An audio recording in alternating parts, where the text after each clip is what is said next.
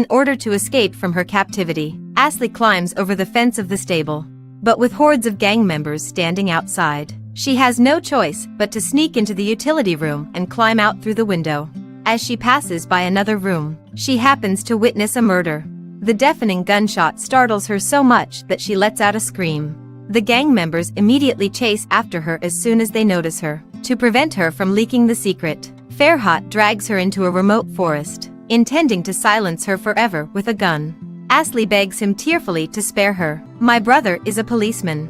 If you kill me, he will take revenge for me and come after you for your life." This menacing warning seems to have really scared Farhat and made him change his mind. He says he can spare her life, but only if she marries him. Ashley, with no power to resist, reluctantly agrees to become his wife. On one side is a cold-blooded killer, and on the other side is a kind-hearted doctor. Originally, their life paths were like two parallel lines, with no possibility of intersecting. Even after an assassination, Farhat's focus is only on whether the target is dead or not on which doctor is saving the target. However, a computer theft case weaves the fates of these two people together. One day ago, Namek approached his nephew Farhat, saying that the computer filled with his secrets had been stolen. He asked Farhat to help him find it. On the surface, Namek is a respected entrepreneur and one of the candidates for mayor, but in private, he is a heinous arms smuggler. Farhat has done a lot of dirty work for him. This time, through the positioning system, Farhat quickly locates the computer thief. After a chase, the thief runs into a restaurant and hands over the computer to an unfamiliar boy. But how can an elderly thief outrun a top-notch killer? Farhat catches up with him on the railway tracks. Just as the thief pulls the trigger, Farhat twists the gun around. After a fierce struggle, the thief is shot and loses consciousness. Namek tells Farhat to go to the hospital and seek the help of a surgeon who was raised with his financial support. Little do they know that the surgeon has suddenly come down with a high fever. It is the kind-hearted Ashley who volunteers to replace her and goes to the accident scene to save people. As soon as she gets into the ambulance, Ashley smells a strong odor of blood. Ashley notices that blood is seeping from the paramedic's waist. She tries to check it but sits on Farhat's lap because of the bumpy ride in the ambulance. After apologizing, Ashley intends to stitch up his wound. But Farhat pushes her away and emphasizes that he doesn't like to be touched. Without any anesthesia, he skillfully stitches up his own wound. Ashley gets goosebumps. Doesn't this man have any pain nerves? After getting out of the ambulance, Ashley is taken to a remote farm. Farhat asks her to remove the bullet from an unconscious man and wake him up. Ashley senses that something is wrong and realizes that they must be involved in illegal activities. She refuses to perform the illegal surgery and turns to leave, but the ambulance has already left. Ashley angrily warns Farhat to let her go. Otherwise, her policeman brother will surely bring him to justice. Farhat then realizes that he has found the wrong doctor. But there is no time to find another doctor. The thief is on the verge of dying. So Farhat lies, saying that the injured man is his father, who was accidentally shot by his nephew. If he sends him to the hospital, the police will be alerted. But he wants to protect his nephew from going to jail. This show of filial piety touches Ashley, who lost her father in her childhood. So she urgently calls the veterinarian beside her to assist her in performing the operation, hoping to prevent him from experiencing the pain of losing his father. In fact, Farhat's father stopped breathing after being shot in the afternoon more than 20 years ago. Since the patient has lost too much blood, Ashley asks Farhat, who claims to be the son, to donate blood. However, Ashley discovers something fishy when drawing blood. A patient with type O blood can never have a son with type AB blood. Ashley suspects that Farhat is the one who shot the patient and makes an excuse to go out. 30 seconds later, Farhat realizes that he has been tricked. All the blood that should have been transfused into the patient has flowed into the bucket. Farhat hurriedly calls his subordinates to stop Ashley. Then, with an air of calm and composure, he drags Ashley out of the taxi. Ashley is frightened and keeps pressing him to ask why the patient was shot. Worried that she will go out and call the police, Farhat locks her up in the stable. To keep her quiet, Farhat hands her one of her favorite books and wishes her a happy birthday. Ashley wonders how he knows so much about her. It turns out that Farhat has gone through her phone and peeked into all her privacy. Ashley berates him, calling him shameless, arrogant, and a filthy murderer. Since his birth, he has never been scolded as harshly as he has been today. What's more, he still needs her to save people, so he can't destroy her. Holding in his anger, he goes to a tattoo artist to vent his emotions and desires. Early the next morning, Ashley's brother Sem drives up to the farm, but he isn't there for Ashley because he still doesn't know that she's missing. He states that he's investigating the case of the missing thief and wants to ask Ferhat some questions. After all, the thief was an employee of Ferhat's uncle's company. While the bodyguards go to fetch Ferhat, Sem takes a stroll around. Suddenly, there's a rustling sound coming from the stable. Sem's attention is so focused on the horses that he doesn't notice his sister sleeping on the ground. At the critical moment, Ferhat calls him out and locks the door. Ferhat insists that he has no idea where the missing man is. Sem has no pretext to stay, so he has to leave. But he knows very well that Ferhat is not innocent. It turns out that he was commissioned by a prosecutor to secretly investigate Ferhat and Namek. This prosecutor is Ferhat's younger brother, Yigit. More than a decade ago, after Uncle Namek came to their home, they had been attacked several times. Yigit even became lame as a result. He knew that his uncle and brother were involved in the underworld and had caused many deaths. The righteous Yigit broke away from them and determined to gather evidence to put them behind bars. On the other hand, Ferhat secretly sneaks into Ashley's room and rummages around. He takes some of her clothes and personal items to her while Ashley yells at him for being a pervert. She changes into clean clothes. Then Ferhat drags her in front of the unconscious thief and demands that she use drugs to wake him up. Ashley refuses as it will cause him to die of shock. Instead of arguing, Ferhat shoots the vet in the leg. "If you don't do what I say, I'll kill the vet." Helpless, Ashley injects the drug with a trembling hand and forcibly wakes up the patient.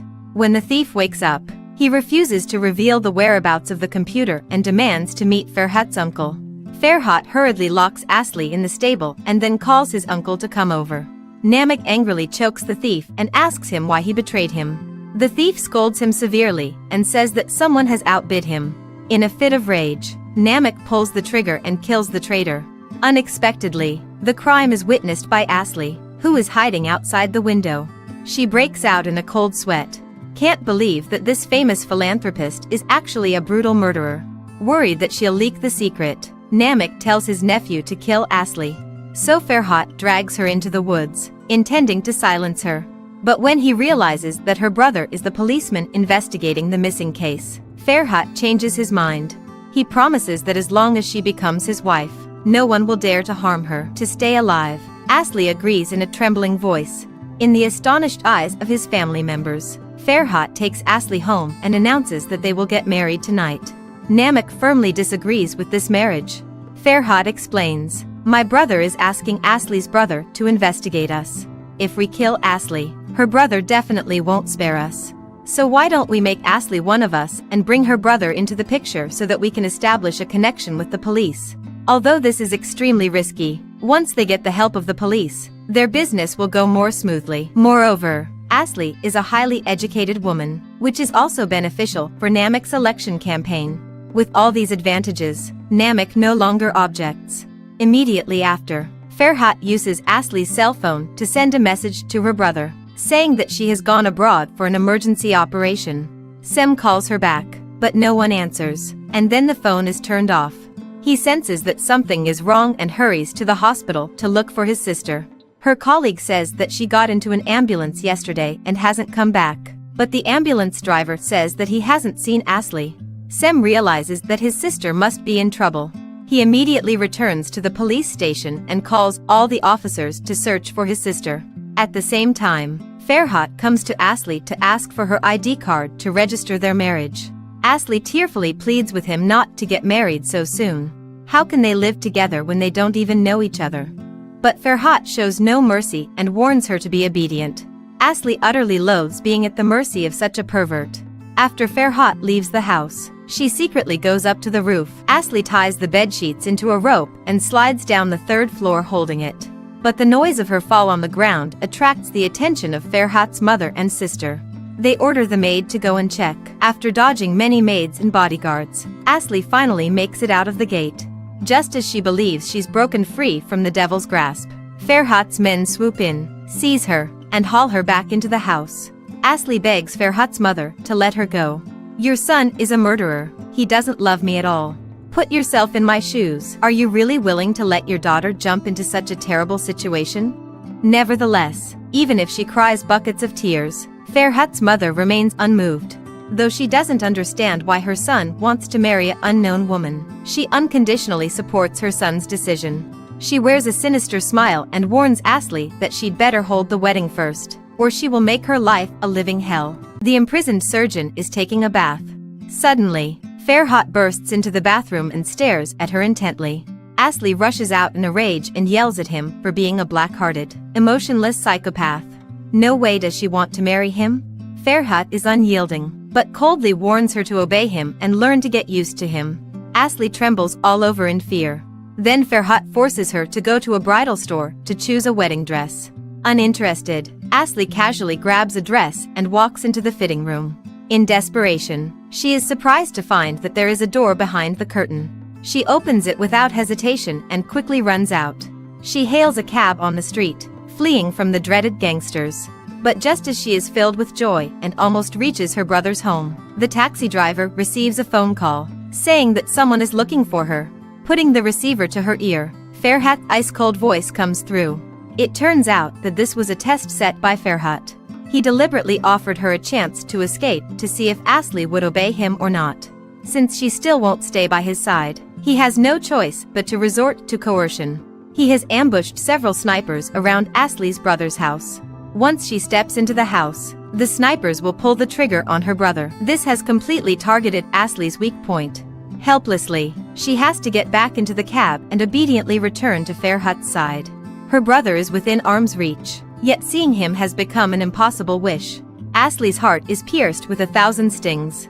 After returning to Ferhat, she fiercely grabs him by the collar and warns him to stay away from her brother. But Ferhat sneers and threatens her. "If you run away or disobey me again, the next time you see your brother, it will be at his funeral." Asli returns to his room, disoriented.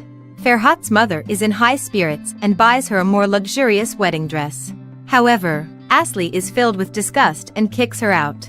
She takes scissors and goes on a rampage, tearing the dress to vent her emotions.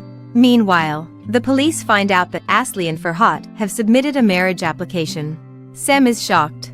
He rushes into Ferhat's brother's office and asks why Asli is involved with the underworld. He suspects that Yigit has asked him to investigate Ferhat for an ulterior motive. But Yigit is also confused. Sem calls the police to inquire about the location of the wedding. Yigit knows it's his uncle's house, so he immediately takes Sem to the wedding venue. In a simple suit, the groom bursts into the tearful bride's room. Looking at the wedding dress torn to pieces, Ferhat doesn't get angry. He even praises her for her creativity. He is unmoved by her tears and forcibly drags her downstairs. Her defiant behavior drops everyone's jaws. After all, no one has ever had the audacity to question Ferhat's authority before. When the celebrant asks Asli if she is willing to marry Ferhat, she keeps her lips tightly closed. Namik can't stand it any longer, and urges her to say "I do." Just as she is about to give in, her brother rushes in with a group of policemen. Sem says he's here to rescue his sister, who has been missing for 2 days. Asli really wants to go with him, but after meeting Ferhat's threatening gaze, she gives up. She tells her brother that she's marrying Ferhat of her own free will. Sem doesn't believe it and believes that his sister must have been coerced. After all, 2 days ago, her boyfriend was still a doctor. Asli quickly pushes Sem into the kitchen. In order not to involve her brother in danger, she lies that Ferhat didn't kidnap her. She has fallen in love with Ferhat on her own. She pleads with her brother not to dig deeper into the story behind it. Meanwhile, Yigit limps into the hall. The family's expressions instantly turn to shock. A prosecutor has come out of the mafia family. He's nothing short of a traitor. Yigit says to his uncle resentfully, "One day, I will bring you to justice." To prevent a war from breaking out, Ferhat hurriedly drags his brother out of the house. He urges Yigit to leave the city and stop playing with fire. But Yigit firmly refuses to listen. Ever since his uncle's appearance, his family has been in danger and torn apart. His father was horribly murdered. His uncle induced Ferhat to commit murders and led him down the path of breaking the law. The righteous Yigit vows to make his uncle pay. Farhat is also in great pain inside. His hands are blood-stained and there's no turning back for him. He did all this to safeguard his family, yet no one understands him. Then Yajit goes to the kitchen and asks Asli if she is being forced to stay there. He can get her out. Just then, Farhat walks in. Asli fakes a smile and tells them that she's fine. She is willing to marry Farhat of her own free will. Yajit can see that she has her own difficulties, but for now, without evidence, he can't put these criminals behind bars, so he has to take Sem and leave first, planning to find another chance to make the arrest. Watching his brothers walking away, Asli's eyes well up with tears instantly and guilt overwhelms her heart.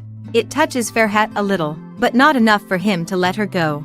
After she finishes crying, Farhat warns her to sign the papers if she doesn't want her brother to die. Asli reluctantly goes back to the wedding venue. With a heart as cold as ashes, she says "I do" and then signs her name on the marriage certificate. Amid the cheering, Farhat kisses her hair in a cool manner. Asli throws the marriage certificate away and doesn't show any kindness to his family. Seeing that his family is still trying to tame Asli, Farhat decides to take her out. During the drive, the newlywed couple is stopped by the police. The police say that his car looks very much like the one that was stolen and ask him to go to the police station. Sure enough, this is all arranged by Asli's brother. Sem can't believe that his kind-hearted sister would voluntarily marry a gangster and is worried about her getting hurt. So he interrogates the two of them separately, thinking that he can find some flaws and convict Farhat of a serious crime. Unexpectedly, from the time they met, got to know each other to the time they fell in love, their statements are completely the same. It turns out that before the wedding, Farhat and Asli had coordinated their confessions and fabricated a love story from love at first sight to a whirlwind marriage. To convince Sem further, they even show some affection in front of him.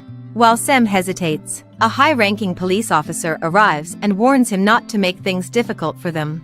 Sem has no choice but to let them go. In order to protect Asli from his family, Farhat resolves to live with her in his minimalist apartment. Just then, the police break into his house, and rumors of the bride's forced marriage hit the internet. In order not to jeopardize his mayoral campaign, Namek plans to gather the family for a meal and put on a show of harmony. Farhat calls Asli to change into a dress and go to the restaurant with him, but he forbids Asli from wearing a dress with a front slit. When he reads her boyfriend's text messages, his jealousy spills over. He immediately makes 3 rules with her. You can't meet your brother and friend when I'm not around. Since we're married, you have to cut off contact with your ex-boyfriends. If you're obedient, I'll consider letting you go back to work at the hospital. Asli is powerless to retort and lets him put the ring on her finger. After arriving at the restaurant, Namek calls Asli aside for a private conversation. He warns her not to cause trouble and to behave properly in front of outsiders. If she ruins his mayoral campaign, he will ruin her and her brother. Undaunted, Asli scolds him and declares that she'll never collaborate with them. Her words sting Namek. He secretly vows to make her pay for it in the future. The family looks harmonious on the surface, but behind the scenes, there's a lot of rivalry and ulterior motives. For example, Farhat's sister secretly conceived a child without telling the others. Asli not only helps her keep it a secret, but also helps her fool the others. After the lunch, the family goes in front of the reporters and put on an act of being a loving family. When reporters question her marriage, Asli smiles hypocritically and tells lies about how deeply in love she is with Farhat. However, she is no pushover. She also takes the opportunity to subtly mock Namek for the many great deeds he has done, putting Namek in an awkward position. After the interview, Namek goes to Farhat in a rage. Asli is an untamable wild horse. Keeping her around will only harm our family. You'd better kill her to nip the problem in the bud. Farhat thrusts a knife right between his uncle's fingers, warning him not to lay a hand on Asli. He knows what he's doing and will keep her in line. Namek is furious, fearing that Farhat has truly fallen in love with Asli. To get his uncle to leave Asli alone, Farhat has to offer up something valuable. So he goes to work tracking down his uncle's stolen computer. Meanwhile, Hunadi, Farhat's cousin's husband, finds the computer. However, he is a traitor and plans to sell the computer to Namek's election opponent. But before the computer can be shipped out, Farhat shows up at the door. Hunadi quickly goes into hiding. Farhat doesn't see him and focuses all his attention on catching the man holding the computer. The man is terrified and confesses that he was going to sell the computer to the mayor. Just as he is about to reveal the name of the traitor, Cunity pulls the trigger to silence him. Farhat searches the whole area, but he doesn't find Cunity, so he has to leave. I must say, you can't be a traitor without top-notch marksmanship and the knack for staying concealed. After that, Farhat hands the computer over to his uncle, so that his uncle would concentrate on fighting the mayor and not bother with Asli. However, little does he know that the computer holds a big secret about his own identity. It turns out that Farhat is actually Namik's biological son. That's why Namik values him so much and lets him have his way, but Farhat still doesn't know this. More than 30 years ago, Namik, a married man, met the young Farhat's mother in a nightclub. He fell in love with her at first sight, took her virginity and made her pregnant with Farhat. However, his father-in-law soon learned of the affair and threatened to kill Farhat's mother. Namik had no choice but to find a barber in a remote city and arrange for Farhat's mother to marry him. The barber was very kind and loved Farhat as if he were his own son. Later, Farhat's mother and the barber gave birth to Farhat's brother and sister. Throughout the years, Namik had been posing as Farhat's uncle. When Farhat was 12 years old, Namik's wife and son were killed by his enemies. So he went to the barber and wanted to bring back his only remaining son, Farhat. The barber firmly refused, worried that Farhat would be dragged into danger. So Namik hired a hitman and, right in front of Farhat, killed the barber. To make Farhat willing to go with him, he tricked Farhat into pulling the trigger on the hitman under the pretext of seeking revenge. Ever since he got blood on his hands, Farhat had never been able to find peace. So he followed Namik down a path of no return. On the other hand, Asli's boyfriend comes to Farhat's apartment and asks the property manager to call Asli to come out to meet him. Farhat's henchman sees this and immediately calls Farhat. The boyfriend angrily asks Asli why she suddenly married another man. Asli is filled with grievances, but she doesn't dare to tell the truth and can only shed tears. Soon after, a jealous Farhat rushes back and pulls Asli away. The boyfriend goes to stop him, but is pushed away by Farhat. The two men fight with a lot of anger. But a weak doctor is no match for a top assassin. A bruised boyfriend can only watch as his girlfriend is taken away by another man. Back at the apartment, Farhat scolds Asli for not keeping his promise, and wants to ground her.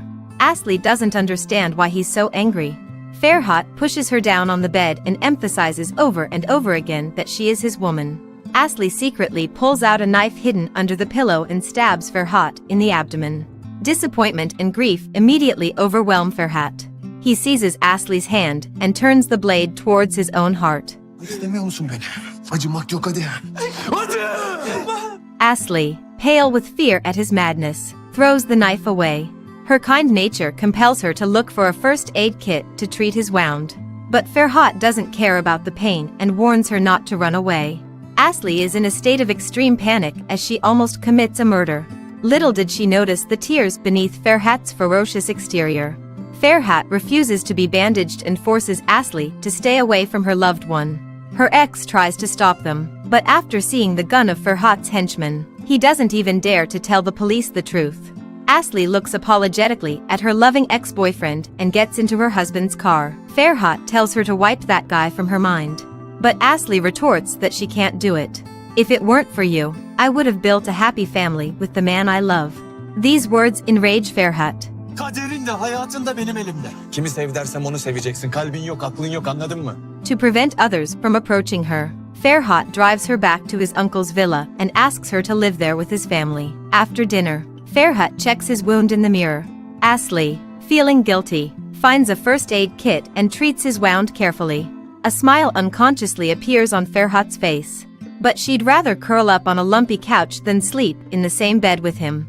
The next day, the hospital calls Asli, saying that a little girl she is in charge of has deteriorated and urgently needs surgery. So she begs his family to let her out. But no one dares to do so without Farhat's permission. She calls Farhat and begs him to let her go to the hospital to save the girl. But after the meeting with her ex, Farhat no longer trusts her. Until he goes to the little girl's ward to check it out himself. With big, innocent eyes, the girl says Dr. Asli once promised to save her. Farhat's cold heart begins to melt. He isn't a born villain and isn't completely heartless, so he picks Ashley up and takes her to the hospital. But fearing she might run away, he follows her closely all the way. Her gentle, consoling, and responsible demeanor really impress Farhat. After hours of Ashley's efforts, the little girl's surgery is successful and she is out of danger. She happily holds Farhat's hand and thanks him for letting her work. To her chills, Farhat sneers and warns her not to ask for more. Her ex-boyfriend is hospitalized upstairs after he beat him up last time. If she goes to see him again, Farhat will break his legs for good. Ashley stays by the little girl's side, observing her post-operative condition. But when passing by the next door ward, Ashley can't resist taking a look at her ex-boyfriend. To her great shock, her ex-boyfriend not only has a wife but also a daughter. It turns out that the man she has loved for so long has been lying to her. A tearful Ashley begs Farhat to take her away from here. Unbeknownst to her, all this was arranged by Farhat. The first day he met her, he found out her ex-boyfriend's secrets and lies. But he knew that only when Ashley saw it with her own eyes, she would be completely disillusioned. To let Ashley vent her emotions, he gives her 2 hours of free time to meet her friend. Meanwhile, Farhat goes to the funeral parlor and snatches the body of the thief from the police, destroying the evidence of his own killing.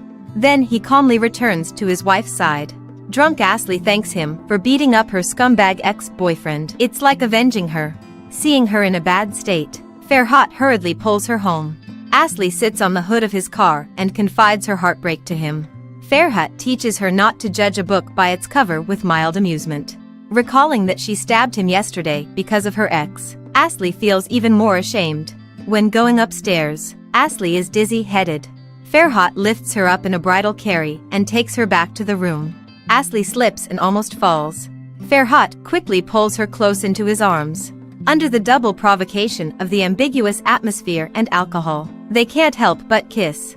But 3 seconds later, Ashley sobers up. She is shocked and keeps asking Farhat why he kissed her. When they got married, he said it was just a contract. He would never touch her. But now it seems he's doing all this to imprison not only her body, but also her heart. Ashley says she will never become as cold-blooded as him, let alone fall in love with him. Farhat also doesn't understand why he has made these over-the-line moves towards her. Leaving behind an apology, Farhat flees from this woman who makes him lose control. He goes to the tattoo artist where he used to vent his desire, but now he can't tolerate her touching him. On the other hand, Ashley calls her coworker Ebru and sobs that she's feeling terrible. Ebru goes to find Ashley but is stopped by Farhat's family. Without Farhat's consent, they don't dare to let anyone see Ashley. Deprived of freedom, Ashley has to call her husband to ask for permission. Farhat deliberately asks the tattoo artist to answer it. But Ashley doesn't get jealous as he expected. As soon as he says yes, Ashley hangs up the phone. Ebru thinks she doesn't seem like a wife, but more like a prisoner. Ashley doesn't dare to tell her the truth, but reveals that she didn't marry out of love. Ebru feels sorry and tells her to ask for help if she needs it. If it wasn't for her fever, Ashley wouldn't have gotten into that ambulance for her, and she wouldn't have met Farhat.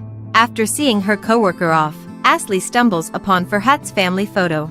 This makes her realize that Yajit is Farhat's brother. The next morning, she asks Farhat what he is trying to do to her brother. What was his brother investigating with her brother? But Farhat doesn't give a direct answer.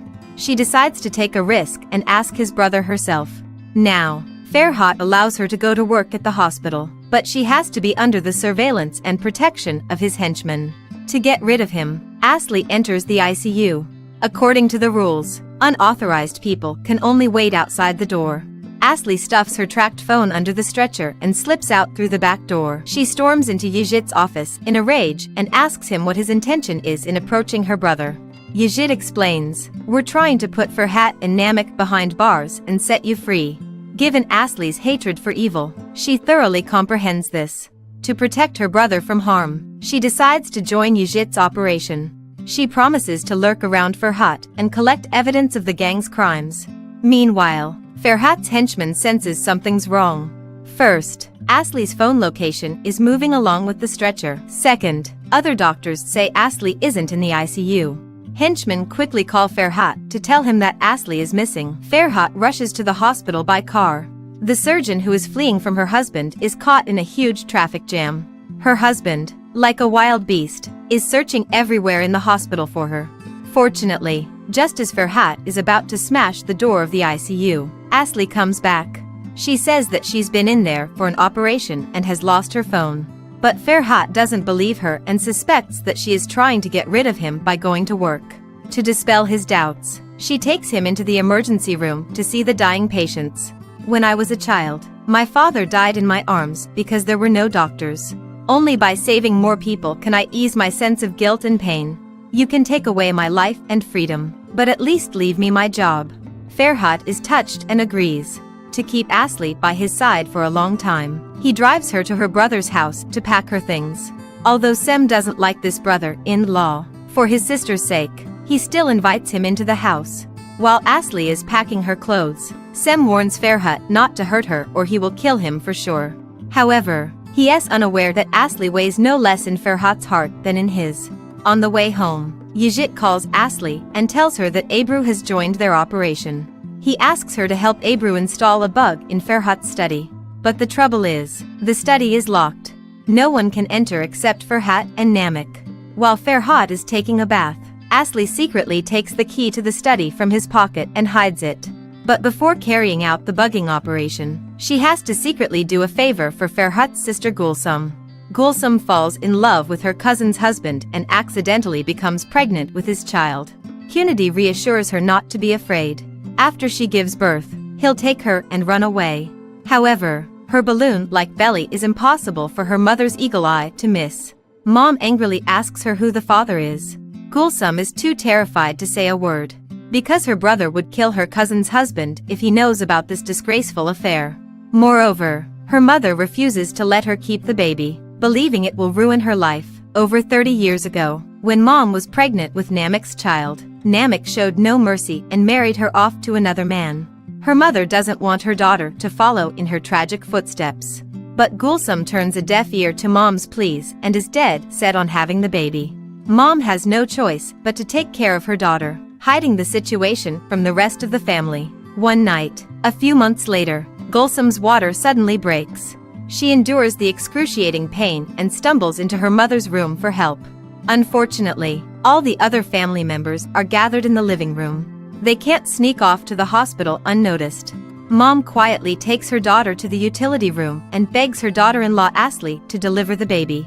Oh, avoid drawing attention. Mom even stuffs a rag in Gulsum's mouth. Despite not being an obstetrician and the place not qualifying as a sterile operating room, Asli takes the risk and delivers the baby. These women know just how ruthless the men in the family are. To save face, they won't spare an innocent life. Even the baby's father doesn't dare to come out but peeps from the corner. After the baby is born, the women's joy is short-lived, replaced by worry within 3 seconds. If Ferhat and Namek find out, they will not spare the baby and Gulsum. Helplessly, Mom decides to give the baby away for adoption. But so that her daughter doesn't die of sorrow, Mom thinks of a way to keep the baby close to her. Mom pays a lot of money to Ferhat's cousin's ex-girlfriend, Safai, and asks her to pretend to be the baby's mother. So Safai comes to her ex-boyfriend Abaddon with the baby in her arms. Abaddon is fooled and thinks the baby is really his. He decides to take responsibility and marries Safai. At the wedding, Asli secretly gives her friend Ebru the key to her husband's study. While the others are watching the vows, Ebru tiptoes into the study and prepares to plant a bug. Meanwhile, for the wedding registration, the ID of the witness is required. So, Ferhat strides towards the study to get the ID. Asli makes a quick detour to the garden, urging her friends to come out through the back door. Unfortunately, the back door is locked. Outside the front door there's Ferhat. Ebru has to hide in the bookcase. The unlocked door alerts Ferhat. Seeing a shadow flashing outside the study, he immediately fires a shot. Thankfully, Asli runs fast enough. The thick bushes hide her from Ferhat's view. Just as he is about to expand the search, several gunshots ring out outside. Then there is a power outage. His family tenses up instantly and runs out into the garden with guns raised to find out what's going on. After they enter the study, Asli runs out from the bushes, goes around to the front door, pretends to be innocent. No one notices that she is the intruder, except for Ferhat. He silently plucks a leaf stuck in his wife's hair and guesses the trick she and her friend are up to. However, Out of protection for his wife, he doesn't say anything and goes on to the wedding. After the wedding, the two women are shivering with fear, but at the same time, they are glad that the wiretap has been properly installed. Looking at his wife, who dares not meet his eyes, Farhat decides to have some fun with her. He pretends to call his henchman, asking him to lift the fingerprints of the intruder from the glass door tomorrow. Asli's heart leaps to her throat. While Farhat is taking a shower, she runs to the study and wipes the fingerprints she left on the glass door. Now, Farhat catches her in the act. He casually reminds her that her friend should not wear perfume on the next mission. Asli rips off her disguise and confesses that she was looking for evidence to send him to jail. Farhat isn't angry and even asks if she'll visit him in jail. Asli says firmly that she will forget about him and will not have anything to do with him anymore. These words pierce Farhat's heart like a sharp blade. Farhat drives his wife, who dislikes him, out for a relaxing trip. Suddenly, several killers stick their heads out from the car behind and pull the triggers at them. Farhat hands a pistol to Asli and tells her to shoot at the back. But Asli is too scared to hold it. Farhat protects Asli with one hand, and with the other, he turns the steering wheel and drives into a forest. While the killers haven't caught up yet, Farhat drags Asli out of the car and runs towards the hill. After 10 minutes or so, Asli runs out of energy. Farhat picks her up and runs until he reaches a small wooden hut. He leaves Asli to hide inside and goes alone to deal with those killers. Apparently, the killers are no match for Farhat and soon get hit by his bullets. Farhat snatches the killers' cell phones and learns who is behind them. He is furious, but now is not the time for revenge. He has to take Asli away first. At this moment, Asli is craftily fighting another killer behind the door. Just when she is about to lose, Farhat arrives and fights off the killer. In fact, from this moment on, Farhat is no longer the source of her fear, but the provider of her security. Asli wants to call the police, but he wants to settle the score by himself. He drops Asli at a safe place, lets her off to have something to eat and promises to pick her up in 2 hours. Farhat storms into his uncle's office in a rage and puts a gun to his head. It turns out that a voice from the killer's phone said that uncle had ordered to kill Asli and Farhat. Namek explains in a trembling voice that it's all the enemy's frame up, trying to drive a wedge between him and Farhat. More than 20 years ago, Namek sued Sahin and got him imprisoned. He took away Sahin's wife, leaving his daughter an orphan. Unfortunately, Sahin's daughter disappeared after a massive earthquake. Then Sahin fell ill and became paralyzed. Once released from jail, he issued a death threat to Namek, saying he'd kill all 9 members of his family for revenge. And Asli was the first target. It just so happens that Namek wanted Asli dead too. That's why he didn't warn Farhat in advance. He just forbade the rest of the family from going out. Worried that Asli might be in danger, Farhat takes her to a trustworthy old housekeeper to stay for a while. Seeing that Farhat adores Asli, the old housekeeper decides to give him a hand. He pleads with Asli not to judge people by their first impressions. Though Farhat may seem cold-hearted, he actually has a heart of gold. He hurts people because they hurt him or his family first. These words hit Asli right in the heart. Indeed, even though he always bossed her around, if it wasn't for him, she would have died the moment she witnessed the murder. Late at night, Farhat, fearing for his family's safety, calls his cousin's husband to remind him to be careful. Unbeknownst to him, Cunity has defected to the enemy and exposes Farhat's whereabouts to him. Early in the morning, Farhat sees 3 men approaching with guns outside the window. He immediately wakes up Asli and takes her out through the back door. At his urging, Asli runs ahead first, while he stays behind to draw the killer's attention away. However, the killer's bullets soon hit the defenseless Farhat. Asli gets extremely worried when Farhat gets injured. She decisively gives up the chance to escape and runs back to his side. The killer does not hesitate to pull the trigger on her.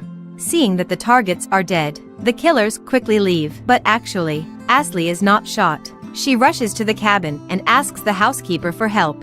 The two of them manage to lift the unconscious Farhat with great effort and carefully put him in the car. The housekeeper steps on the gas and speeds towards the hospital. On the way, Asli holds Farhat tightly in her arms. A warm glow spreads through Farhat's heart. Instead of being happy to see this kidnapper and murderer get hurt, she is instead overwhelmed by fear. After arriving at the hospital, Asli overcame all objections and performed the surgery on Ferhat herself. Despite the high risk and great difficulty, she pledges that she'll go to great lengths to save her husband. Maybe she doesn't realize yet that this is love. After dozens of hours of surgery, Ferhat finally gets out of danger. Asli stays by his side without sleep, afraid that his heart might stop beating. What she can't help is that as soon as Ferhat wakes up, he insists on leaving the hospital, not caring about his unhealed wounds at all. Asli can't persuade him, so she has to find a wheelchair and take him home. Asli takes care of him all the time and helps him with rehabilitation. After this life and death test, the relationship between the two has changed completely. Every eye-to-eye contact silently tells of their deep love.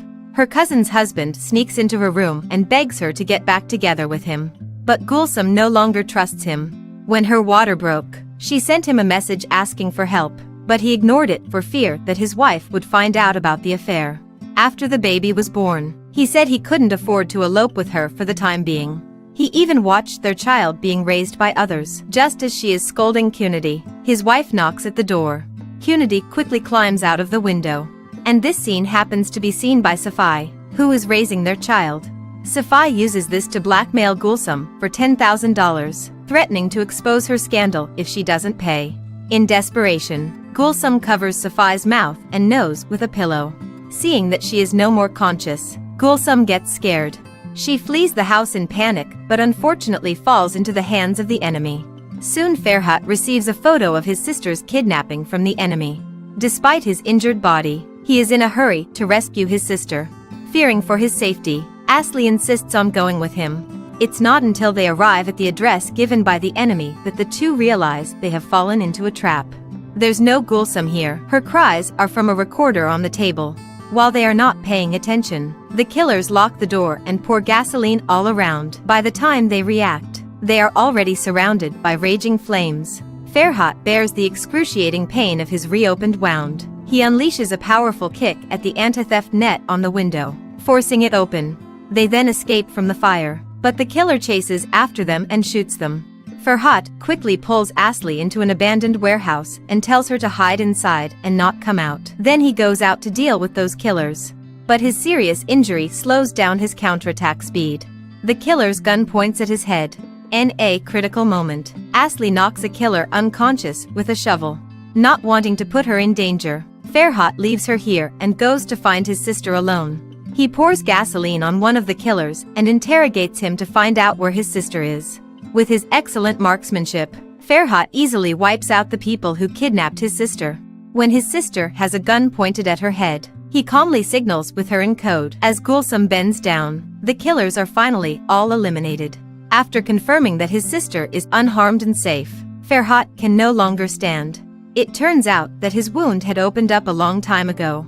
Gulsum immediately calls her sister-in-law for help. 10 minutes later, Asli rushes over and drives them away. On the way, they encounter a police inspection. In order to protect Ferhat, Asli has to lie to the police, and this makes her feel extremely frustrated. Since childhood, she's been a law-abiding citizen. She's never even run a red light. But now Ferhat has changed her. Not only did she hit someone, but she also had to lie and get involved in criminal matters on a regular basis. The kind and upright Asli completely breaks down and yells at Ferhat.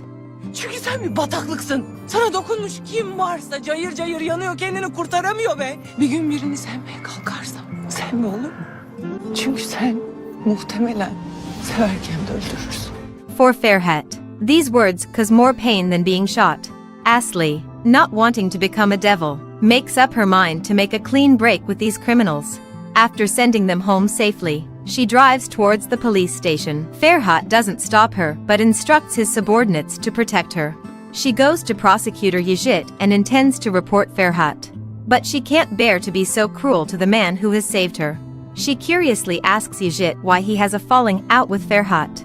Yigit can tell that she cares a lot about his brother, so he tells her everything about their family. When Ferhat was 12, he was sentenced to 8 years in prison for a murder he committed to avenge his father's death. Then Ferhat joined the army. Unfortunately, in a war, 12 of Ferhat's comrades were killed. Ferhat then chose to become a helper in his uncle's illegal business. After hearing Ferhat's tragic experience, Asli feels deep pity and can't bring herself to report him. Seeing that Asli hasn't come home in the middle of the night, Ferhat is very worried and finds her through his henchmen. The man in front of her both fascinates and horrifies Asli. She can't see through Ferhat's true heart. Instead of ordering her around, Ferhat takes her to a stall to buy food. When he hears that she doesn't like the crusts of the toast, he breaks them off. So, could an affection as silent and awkward as Ferhat's, one brimming with unspoken devotion and expecting absolutely nothing in return, strike a chord in your heart? Ferhat holds his wife to the restaurant for a family dinner. During the meal, he notices two men at the next table eyeing Asli in a lewd manner. The moment Asli gets up to head to the restroom, the two men follow her with malicious intent. In the men's restroom, they discuss stalking Asli and tying her up at home. Ferhat seethes with rage. He pounds his fists onto the lecherous men, reducing them to a cowering mess. Thanks to the excellent soundproofing, Asli has no idea how much her taciturn husband has done for her. While the family is enjoying the tranquility, Asli receives a phone call that's like a bombshell. Half an hour ago, a group of killers drove to her husband's brother's house and attacked them. Yejit took the bullets for his wife and son with his own body. Upon learning this, Ferhat and Asli rushed to Yejit's place. By then, Yejit has already been taken to the hospital for treatment. Yejit's wife vents all her anger and fear on Ferhat, berating him for being a plague who brings only danger to others. His young nephew also hits him and calls him a bad man. Tears well up in Ferhat's eyes instantly. But he has no time to wallow in grief. A suspicious car that parks across the road alerts him. He quickly drives to pursue the hitmen. Worried about his safety, Asli's brother joins him. A fierce gunfight erupts between the two sides in the forest, resulting in Ferhat's old wound being torn open. Sem takes a bullet from the killers for him. Ferhat has no choice but to give up his revenge, and flees with his brother-in-law in tow. Since Sem refuses to go to the hospital, his sister is the only one who can treat him. Ferhat settles Sem in a secluded cabin in the mountains and then drives to pick up Asli. To remove the bullet from her brother's leg, Asli sneaks into the hospital's equipment room and steals some surgical tools. She stuffs them around her abdomen, feigning pregnancy to deceive her colleagues and the security guards. As soon as Asli scolds her brother, Ferhat scurries out in fear. Both the men agree that Asli's nagging is 1,000 times more damaging than a bullet. Sem senses the ambience between them and asks if she's in love with Ferhat. After all, the last time Ferhat was injured, Asli was so worried that she stayed up all night to save him and take care of him. Asli is shy and attributes it all to her duty as a doctor. But that doesn't fool her brother. He reminds her not to get too deep into him. Ferhat has committed so many crimes that he deserves to go to jail. The next day, Ferhat asks his uncle who attacked his brother. Namek says that it was done by the enemy, as Yejit was investigating him and he feared being taken to jail. A blazing fire of revenge ignites in Ferhat's heart. Asli fights to stop him from going on a killing spree and tries to sway him with family sentiment. Your brother's son is running a high fever. If he dies, you can't make it up to your brother even if you kill 100 more people. Ferhat is overcome with guilt. He returns to watch over his sick nephew. The nephew asks him to tell the story of Beauty and the Beast, which is completely beyond Ferhat's knowledge. Fortunately, he has a wife who can guide him back to the light. Asli whispers the story in his ear, and he relays it to his nephew. However, as Ferhat's heart starts to warm, harsh scolding turn it cold and hard. Yejit, discharged from the hospital, lands several punches on him, warning him to stay away from his family and not meddle in his life. He wants to sever all ties with this criminal-ridden family and storms out with his wife and child. Shortly after, Ferhat gets a call and learns where the enemy is hiding. Asli stands in front of his car, worried about his solo mission. Ferhat is forced to drive her to the destination and warns her to sit in the car. He holds a gun to one of the enemy's henchmen, forcing him to disclose the enemy's location. To his horror, his wife has been taken hostage by other gangsters. Left with no option, Ferhat surrenders. The couple is tied back to chairs. But the enemy isn't willing to kill such a capable fighter. He calls Ferhat and asks him to meet him for a chat. If Ferhat cooperates, he'll release Asli. For safety's sake, Ferhat takes his cousin's husband with him to the enemy's lair. The enemy tells Ferhat that you are living a big lie and everyone around you is a liar. Kennedy breaks out in a cold sweat. After all, he's done a lot of betraying Ferhat. The enemy wants Ferhat to work for him, so he tries to drive a wedge between him and Namek. He claims he never really wanted to kill Ferhat. Namek was the only target of his revenge, was he who cut the iron bars in advance, allowing Ferhat to escape the burning building. Namek knew about every assassination attempt but chose to stand by and watch. The enemy successfully plants seeds of doubt and resentment in Ferhat's mind against his uncle. But he underestimates the importance of family to Ferhat. Ferhat can't forgive the harm he's caused to his brother, wife. Ignoring all offers of alliance, he pulls the trigger on his enemy. Unbeknownst to Ferhat, Kennedy records the evidence of his crime on his phone. In a hidden corner, Ebru watches in horror. After Ferhat clears out the enemy's territory, Ebru emerges from the shadows. It turns out that Ebru is the daughter of the enemy, who went missing during an earthquake. She is distraught and orders the rest of her father's henchmen to dig a grave and bury him. She vows to make Ferhat pay dearly. But Ebru is not strong enough to fight Ferhat at the moment. So, she decides to lie low for a while and use Asli's brother to take on Ferhat. With the flirtatious atmosphere and seduction she creates, Asli's brother is so mesmerized that he wants to marry her. On the other side, Mom and Namek are engaged in a fierce argument. The woman blames her first love for not saving her second son. Even though Yejit isn't your biological son, only Ferhat is. You shouldn't have turned a blind eye when Yejit was in danger. The secret of Ferhat's birth seeps through the door and reaches Asli's ears. She can't bear to see Ferhat being deceived like this any longer. She confronts her mother-in-law, accusing her of being selfish. It's her silence and affair that have led to a series of tragedies for Ferhat. Mom pleads with Asli not to tell Ferhat this secret. Ferhat cries even now because he misses his foster father. Once he realizes that his real father is not the same as his sibling, he will lose them. He might not even forgive his uncle. And then, the truth will hurt Ferhat more than the lie. Asli is trapped in a huge dilemma. She takes Ferhat to her father's gravesite and shares the past she had with her father. Seeing his first tears, Asli realizes that his father really meant a lot to him. Afterward, she approaches Yejit's wife to ask about Yejit's feelings towards Ferhat. Although Yejit seems to hate Ferhat, he actually yearns for Ferhat's love. He just can't understand why Ferhat got involved in the underworld. Now Asli realizes that this secret will harm more than just one or two people. Reluctantly, she conceals it, going against her conscience. However, Asli's visit to the prosecutor's house causes Namek to panic. If Asli reports their crime, they're doomed. So Namek asks Ferhat to kill Asli immediately. But Ferhat firmly refuses. Asli overhears their conversation by chance. She lashes out at Namek, declaring that he's the root of all evil. Ferhat isn't a bad omen. He's a victim. He's been living in a huge lie, suffering greatly for years. Namek instantly realizes she knows the big secret. A murderous intent wells up in him. The next day, Namek complains to Ferhat that Asli is nothing but trouble. If you want to protect your family, get rid of Asli as soon as possible. To protect his wife, Ferhat drives her to the airport, intending to give her freedom. He lies through his teeth, saying he's tired of her nagging, and told her to go as far away as she could. Asli's heart is broken. Only then does she realize that the one place she wants to be is by his side. But she's too proud to yield first. Before Asli enters the terminal, Ferhat drives away. If he stays for one more second, he's afraid he won't be able to resist embracing her and never letting her go. He's unaware that Asli hasn't left the city by flight. Instead, she goes to her friend Ebru's place. She sobs to Ebru, confessing she's fallen for a man who wants to kill her, yet he doesn't want her anymore. Ebru reassures her to let go of all this as soon as possible and to rest here for a while. Ebru then tells her brother about her heartbreak. Sem rushes to Ferhat to get to the bottom of things.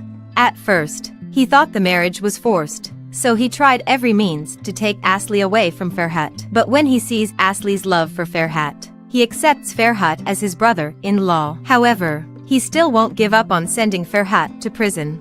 Hearing this, Ferhat is extremely delighted. He finally knows Asli loves him. What's so terrible about going to jail? With Asli's love, He's invincible, unable to contain his longing for his wife. He goes to her friend's house to look for her. Asli is very excited but opens the door as if she doesn't care at all. Instead of confessing his love, Ferhat tells her to leave the house, saying he has a feeling that her friend can't be trusted. Asli is annoyed and urges him to leave immediately. In fact, deep inside she is pleading with Ferhat to stay by her side.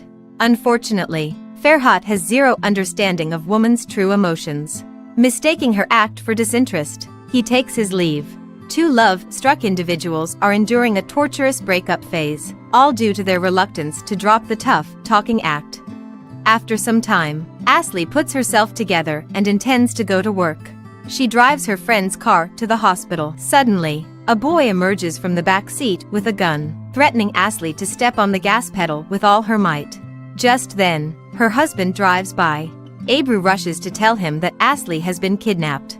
Ferhat floors the gas pedal and chases after them. But at an intersection, a large truck blocks Ferhat's way. He has to take a detour and continue the pursuit. The boy takes a surgeon hostage at gunpoint and enters the forest to avenge his father's death. Because 3 years ago, his father died during a surgery that Asli performed. Asli trembles as she explains that she did her best.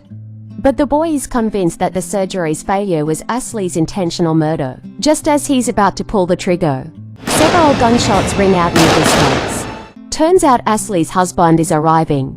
Asli urges the boy to flee immediately, or her murderous husband will show no mercy. Sure enough, seeing the boy running away in panic, Ferhat doesn't hesitate to raise his gun. But Asli quickly steps in front of the muzzle and calms Ferhat down with a hug, preventing him from killing again. This is the man who has always come to her rescue when she was in the danger. After a period of separation, they finally realize that they love each other and can't live without one another. Kisses and intimate interactions fully immerse this couple, who initially married and then gradually developed feelings. However, a phone call from the police ruins the romance. Moments later, Asli's brother comes in with a bunch of cops and arrests Ferhat for abetting the murder of his wife. Asli tries to explain that they've got it all wrong. Ferhat is actually the one who saved her. But no one pays any attention to her and takes Ferhat to the police station. In fact, the boy was hired by Nomik to kill Asli. Worried that Asli would tell Ferhat that he was his real father, he planned to use the medical dispute to destroy Asli. However, Kunti was jealous of Ferhat and wanted to get rid of him. So he arranged for the boy to be caught in the cops' trap, so that he could slander Ferhat as the instigator of Asli's murder. On the other side, Asli is extremely anxious and goes to the prosecutor for help. She insists that her husband is innocent. If it wasn't for him, she'd be dead. Yigit knows that Ferhat has committed many crimes, but he also believes that Ferhat would never hurt Asli. So he takes Asli to the police station and asks for Ferhat's testimony. But Ferhat doesn't offer any defense. Instead, he coldly drives her away. He then pleads with Yigit to take care of Asli and keep her out of danger. The next day, Ferhat is sentenced to detention by the court and sent to prison. But he shows no sign of fear because he intentionally got himself into this prison. This is exactly the place where the enemy, Sahin, was imprisoned more than 20 years ago. Although Ferhat killed Sahin a few days ago, attacks on Asli have continued. That's why he's come to find his enemy's former cellmate to investigate if he had any other accomplices. Meanwhile, Asli also suspects that all this is related to the enemy. Yigit discovers that the enemy has a missing daughter and suspects that she has taken over her father's power. They check the hotel surveillance where the enemy once stayed and go through the orphanage's files. But they can't find any trace of the enemy's daughter. Little do they know that she has been lurking by Asli's side all along. Asli even tells Ebru all the details of the events. Knowing that Ferhat is in jail, Ebru sends a trusted guide to pass a message to a prisoner, asking him to avenge her. While Ferhat is asleep, the prisoner sneaks into the bathroom, retrieves a metal weapon from the partition, and hides it between his abdomen and his pants. He then creeps over to Ferhat's bedside and tries to stab him. Unexpectedly, Ferhat manages to subdue him from behind. Mr. Azad, the gangster leader, is impressed by Ferhat's skill. So Mr. Asad wipes out the killer for Ferhat and gives him information about the enemy. Sahin's daughter used to visit him in prison. She's a doctor who grew up in an orphanage. Later, a wealthy businessman took her out of the orphanage and sponsored her education. Ferhat instantly realizes that the daughter of the enemy is Ebru, and his wife is staying at Ebru's house, which might put her in great danger. Ferhat goes crazy, kicking the door and shouting that he wants to call his wife. However, a group of prison guards rush in, beat him up, and lock him in an isolation cell. At the same time, Asli also notices something is wrong with Ebru. She sees a hat in Ebru's closet, which is exactly the same as the one worn by a woman who frequents the hotel where the enemy lived. And Ebru's childhood photo looks identical to that of a girl in the orphanage's files. Asli quickly calls Yigit to tell him about this. He urges her to leave Ebru's house immediately. Unfortunately, Ebru overhears their conversation. Ebru doesn't bother to pretend to be nice anymore. She has to stop her secret from getting out. She points a gun at Asli's head and says that Asli won't be able to leave the room alive. Asli tries to appeal to their friendship, but it's in vain. To let Asli die at peace, Ebru reveals her years-long revenge scheme. Asli's first meeting with Ferhat was deliberately set up by Ebru. Shippers like us owe Ebru a huge thanks. She knew that the gang would eliminate witnesses, so she pretended to be ill and made Asli a scapegoat. But she didn't expect that Ferhat would fall in love with Asli. Since Ferhat killed her father, she's hell-bent on making Ferhat taste the bitterness of losing his beloved.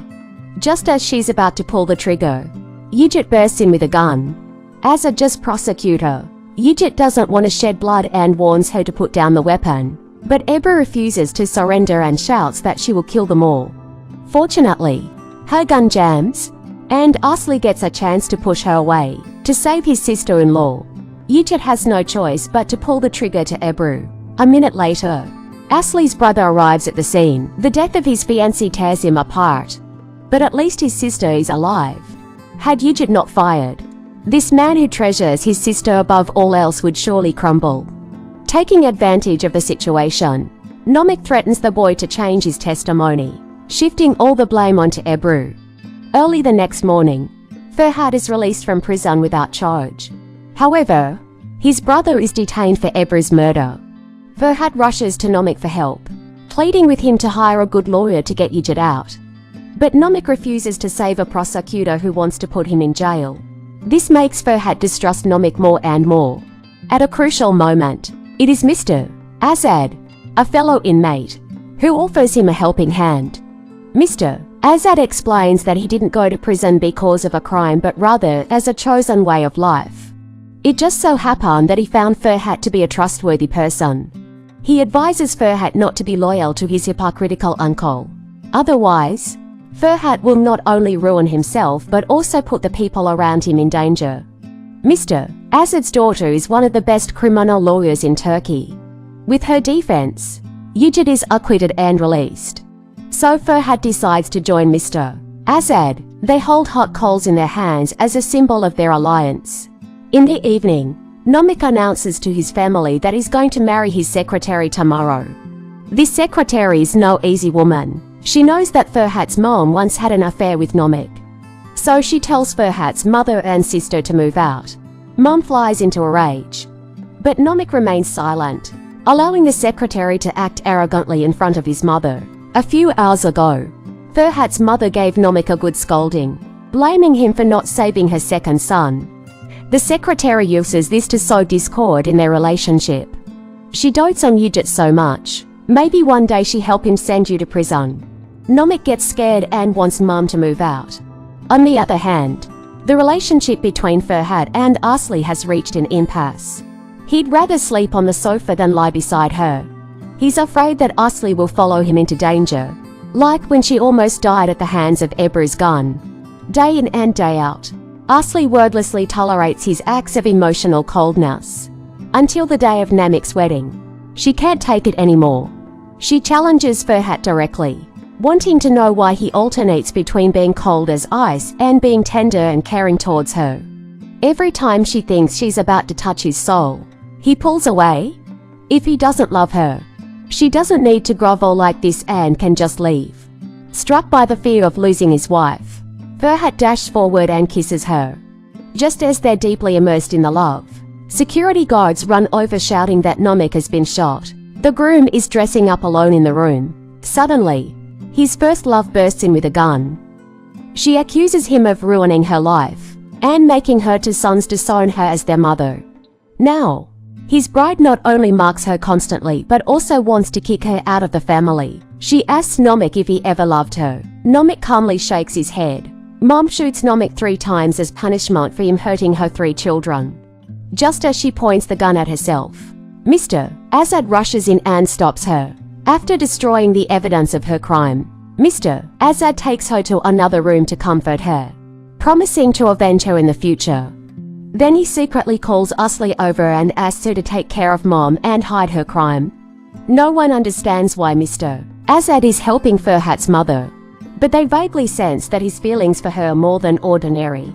At this point, Namik is not dead. His bride calls an ambulance to take him to the hospital. After calming down, Mom goes to the hospital.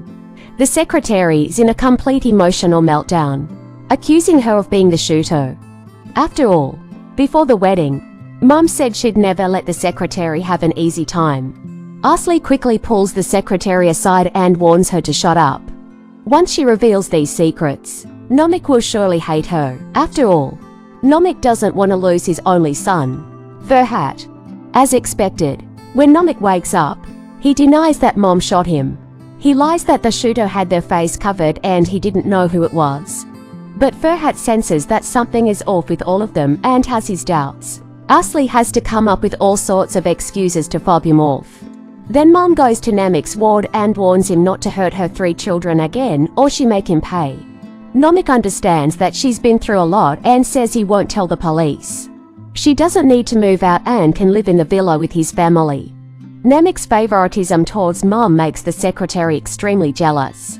But afraid of offending Namik, the secretary has to keep everything a secret. Driven by greed, he wants to stay with his wife's mafia-involved uncle to make a fortune. He even threatens Gulsum and her mother to keep their mouths shut. Otherwise, he will post the video of her brother's murder online and send him to prison. The mother and daughter are scared out of their wits. Fortunately, Cunity's wife's brother is a good man and offers to help them. Abiden lies to his family that the baby is his and his ex-girlfriend's. Now that his ex-girlfriend is dead, he has no idea how to take care of a baby. So he asks Gulsum to help look after it. One day, his mother catches Gulsum breastfeeding the baby herself and realizes that the baby is Gulsum's unmarried illegitimate son. The lady scolds Gulsum for being shameless. You seduced my son just to cheat our family out of our property, didn't you? Abiden immediately jumps out to defend Gulsum and even goes against his mother. His mom hates Gulsum more and yells that she will tell Gulsum's brother about this. Gulsum is extremely scared. Her brother would never let her go after she did such a shameful thing to the family. Instead of her brother being accused of murder, she swallows the pills herself. Thankfully, Abiden discovers it in time and has her stomach pumped to save her. But his selfish mother doesn't stop there. As soon as the family members come back, she reveals the scandal of Gulsum. Ferhat gets so angry that he goes to kill his sister with a gun. Abiden blocks the door and tries his best to stop him and persuade him. It's bad enough that your sister fell in love with the wrong man, but you never cared for her. She'd rather kill herself than let your hands be stained with her blood. Ferhat feels extremely guilty. After calming down, he asks his sister about the father of her child. But his sister remains silent. Ferhat's temper flares up and he wants to solve the problem with violence. Asli quickly steps in to dissuade him. Ferhat storms out to the yard and shoots into the sky to vent. In fact, there are 3 reasons for his losing control. First, his sister's lack of self-love. Second, he blames himself for not taking care of his sister.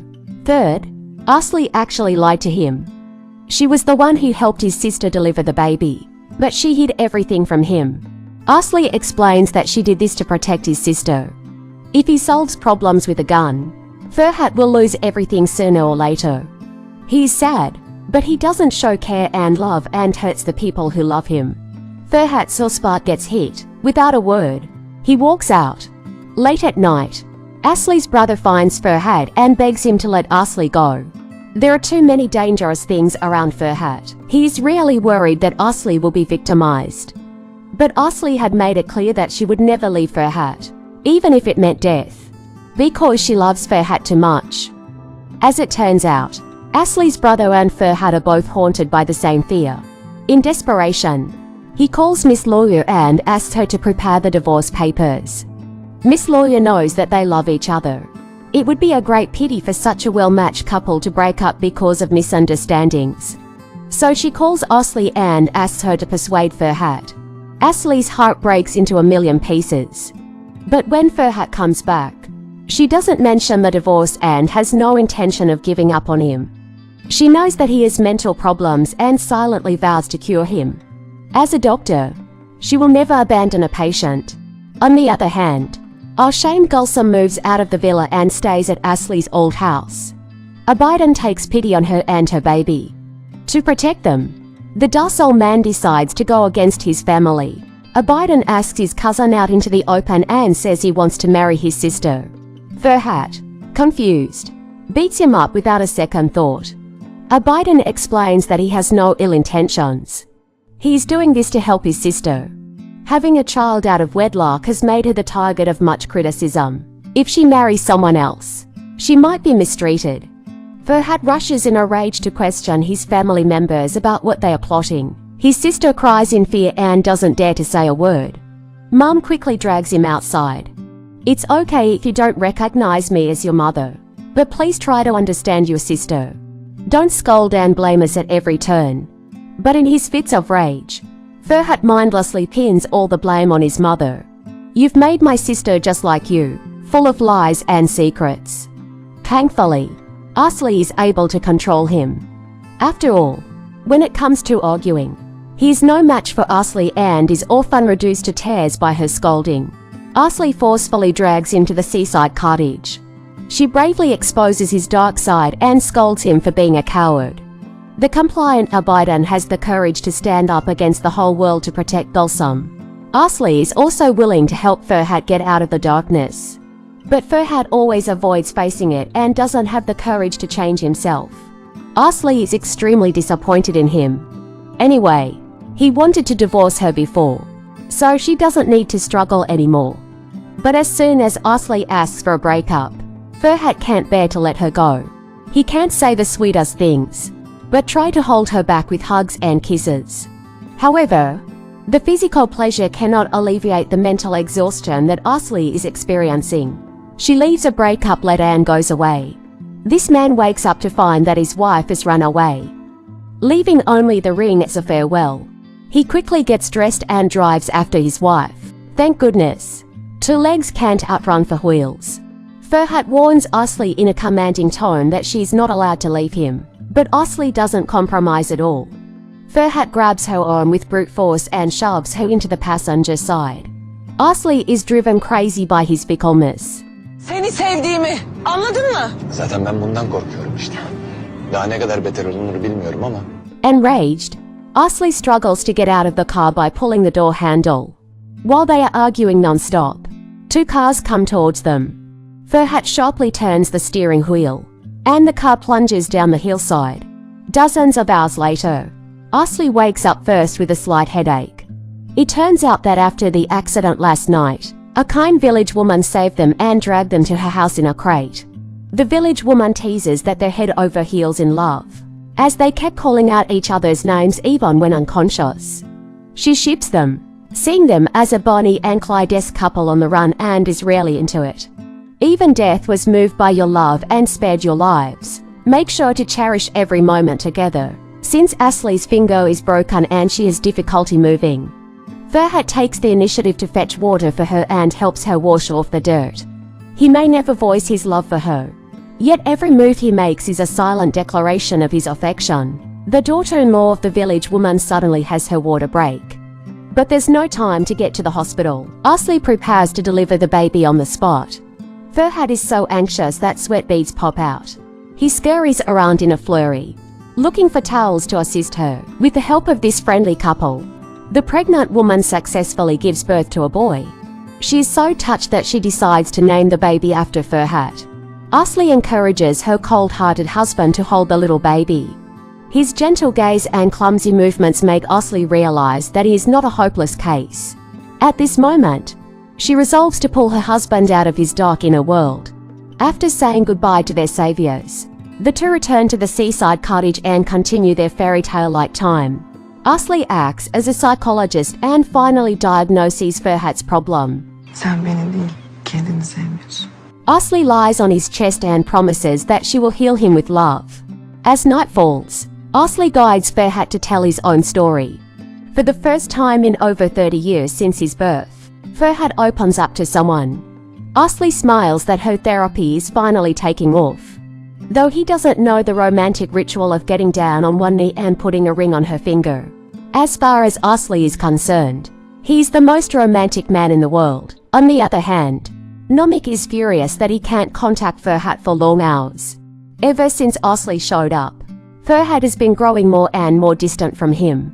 He hates Asli so much that he orders Kunti to eliminate her. The couple is sitting on the couch making out, oblivious to the fact that a gang of killers is approaching outside the window.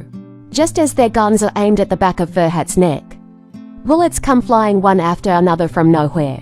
The killers fall one by one. Kunti, who is watching from the shadows, gets scared and drives away. It turns out that the protector is the daughter of Mr. Azad, Miss Lawyer. Not long ago, Mr. Azad sent his men to hide a bug in a vase in Namik's house.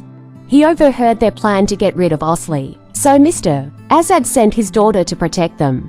In the past, Ferhat could always sense danger with his unique killer's alertness, but this time, with the threat of killing so close, he doesn't even notice it. It seems that Asli really gives him a great sense of security. Sen çirkin değilsin. Sen sadece yanlış aynalara bakmışsın. Bundan sonra bana bak olur mu? Ben seni hiç çirkin göstermem. However, such happy times only exist when they are together. As soon as they return to that villa, all sorts of messy things will come knocking on their door again. How can Namik tolerate Asli continuing to beguile his only heir?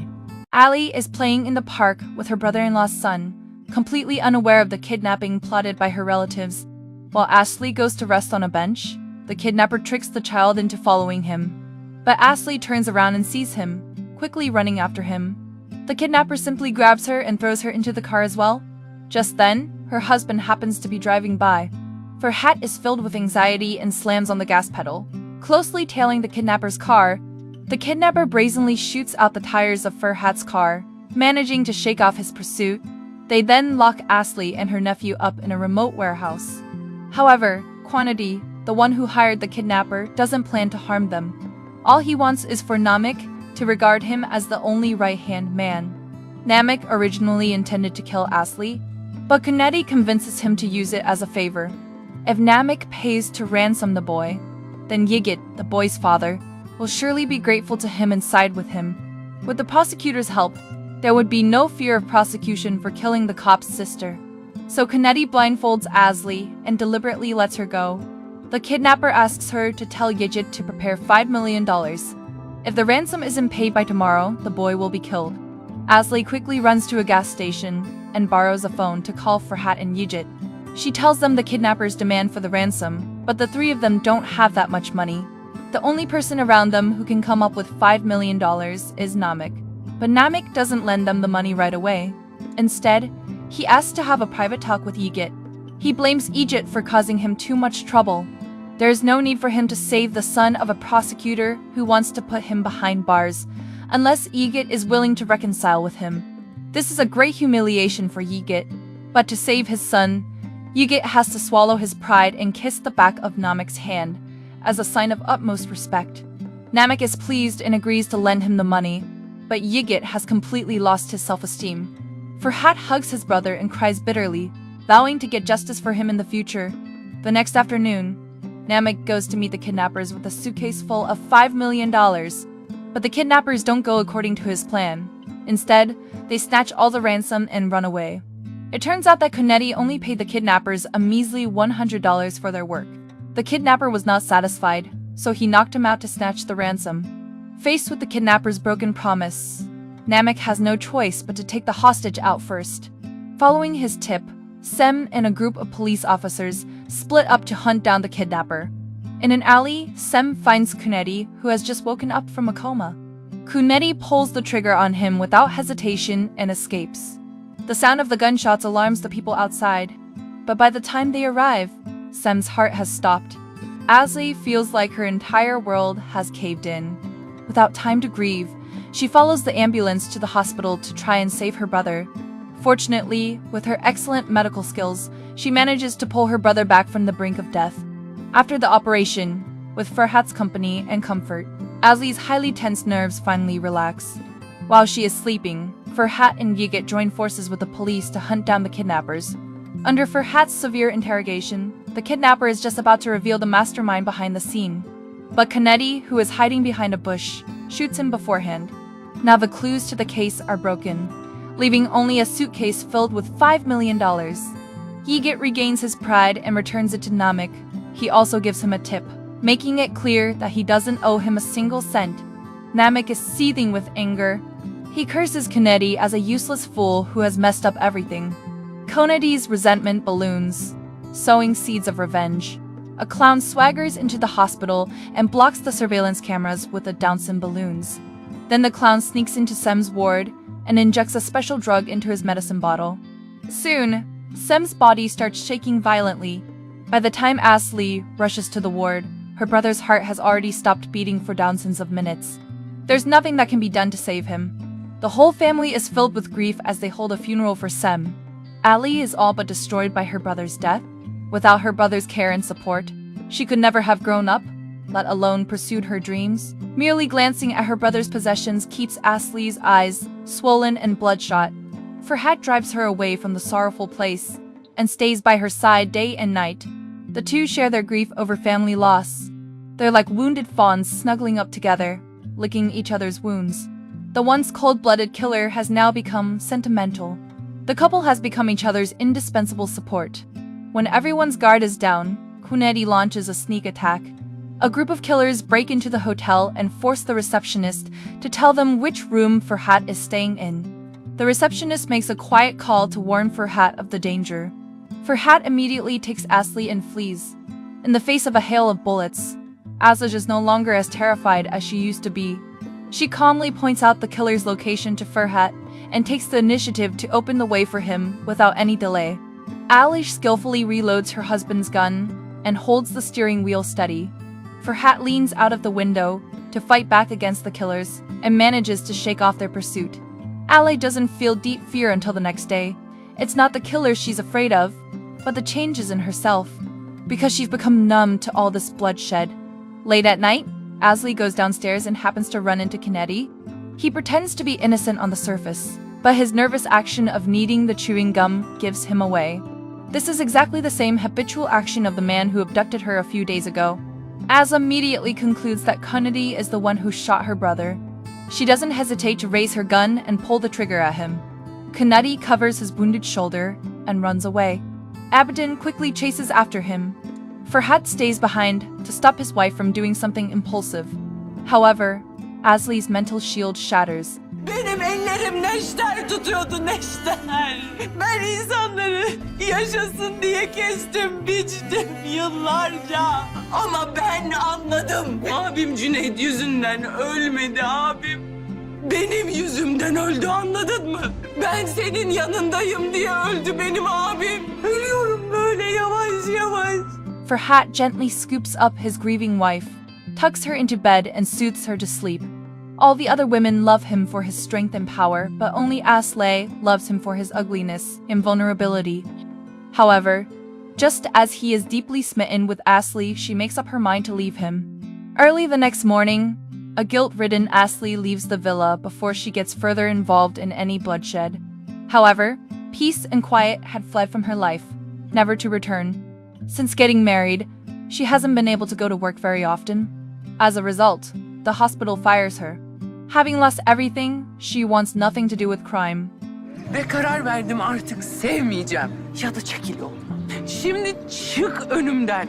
Vur öldür, ben de kurtulayım artık. Instead of making her angrier, Farhat goes to deal with potential security threats. He teams up with his cousin to hunt down Cunedi.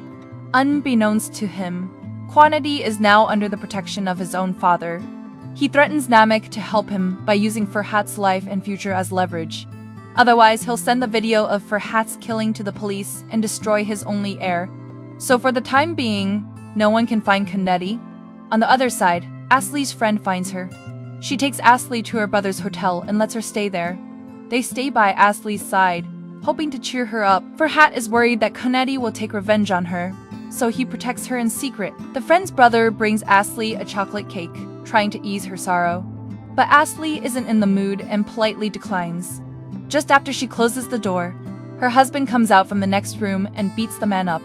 Jealous Farhat warns him to stay away from Asli.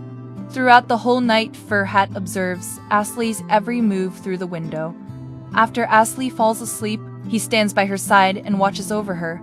I must say, the hotel security is truly appalling. The next morning, Asli has breakfast with her friends. Farhat sits far away, keeping an eye on his wife. Unfortunately, his car gives away his whereabouts. Asli instantly realizes that Farhat is nearby. The injury on her friend's brother's nose must have been inflicted by Farhat. She angrily calls Farhat to the bridge and pleads with him to leave her alone. What was once sweet love now tortures the deeply traumatized Asli. Farhat is afraid that if things continue like this, she might lose her life. Boşanalım. I'm going crazy. This isn't just a divorce. It's ripping my heart to shreds.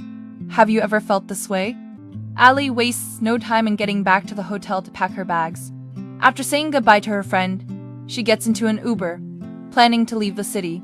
Although Farhat rationally decides to let go, his heart won't allow it, so he tails her in his car. The luxury car excites the driver on a whim. He then drives like crazy, trying to compete with Farhat. Suddenly, the car loses control and overturns. Asli's scream is instantly drowned out. Farhat's heart leaps into his throat.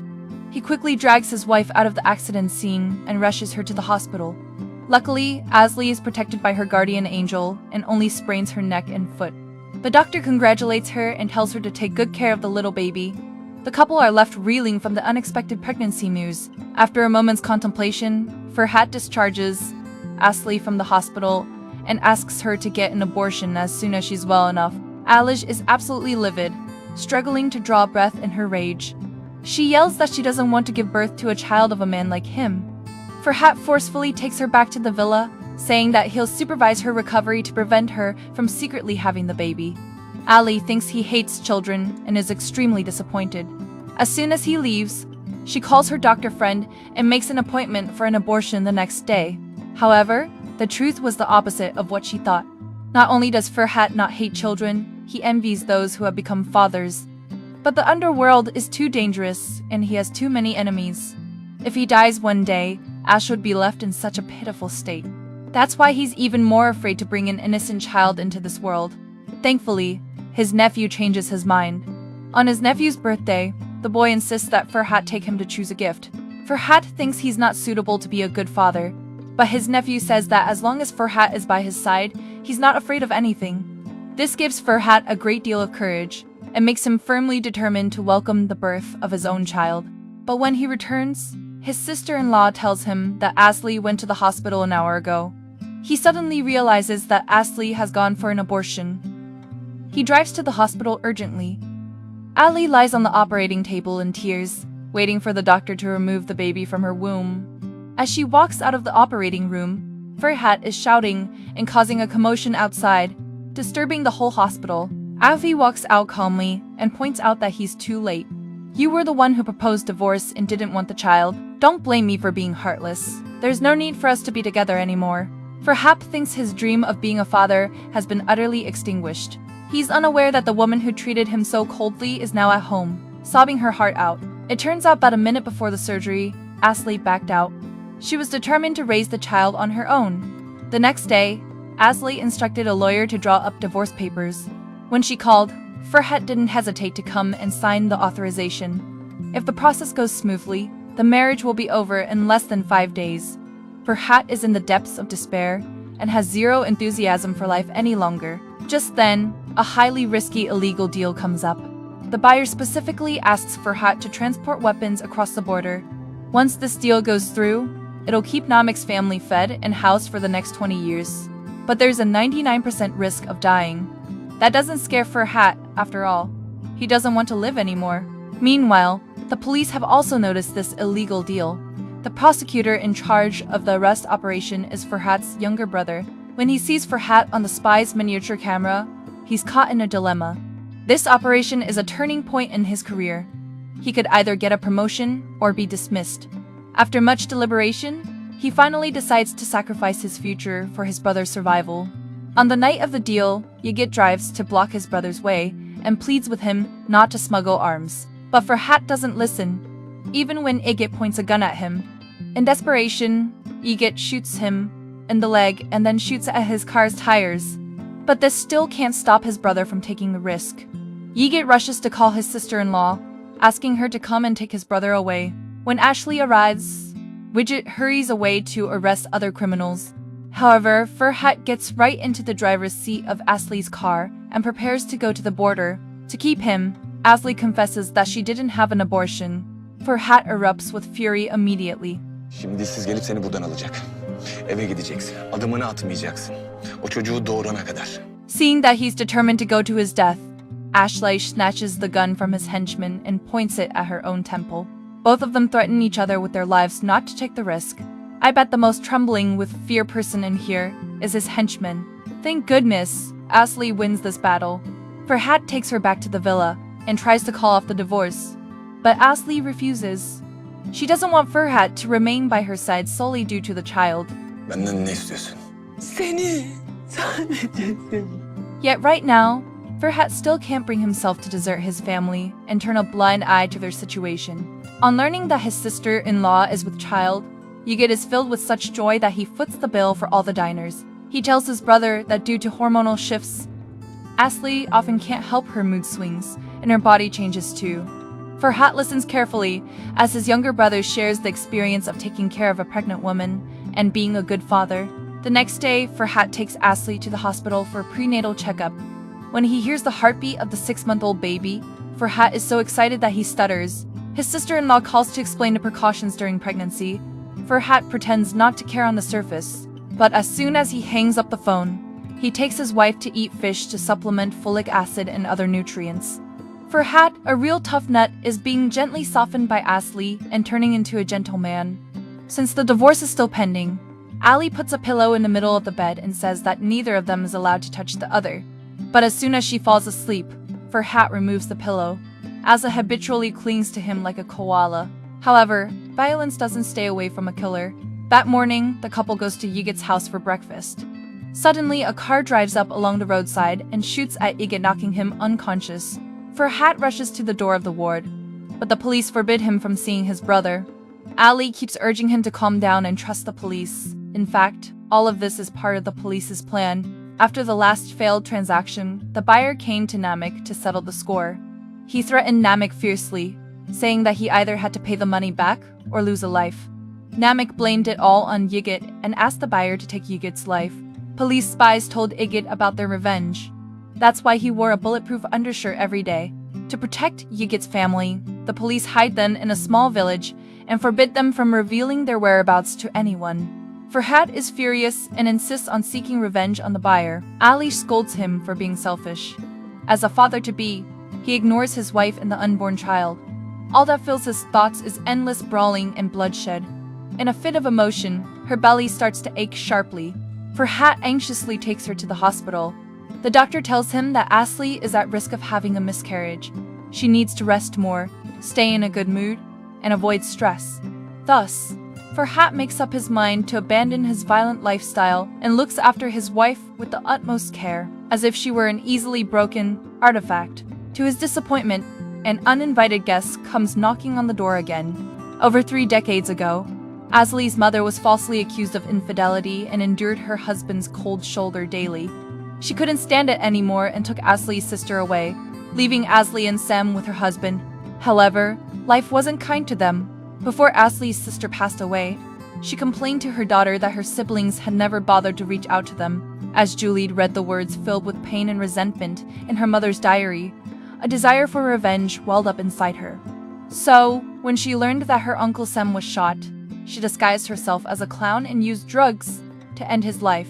Next on her list of revenge targets was her Aunt Ashley. To her surprise, Ashley was also kept in the dark about the past events. Ashley had always thought that her mother had abandoned her. She had tried many times to look for her mother and elder sister, but all in vain.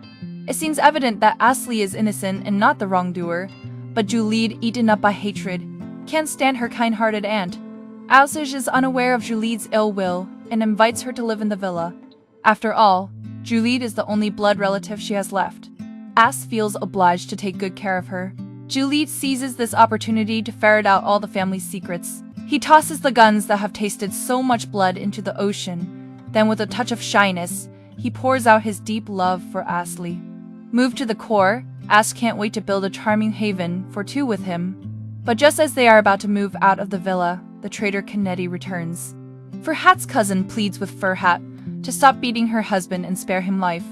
Ali's niece is eager to stir up trouble and deliberately reveals an incredibly dramatic secret. The biological father of the cousin's daughter is not Kennedy, but Ferhat. Everyone stands frozen, speechless. But Ashley arrives too late to hear this heartbreaking secret. Consumed by fury, she itches to destroy Kennedy and avenge her brother. Worried that she might have a miscarriage, Ferhat asks others to take her back to the room and rest.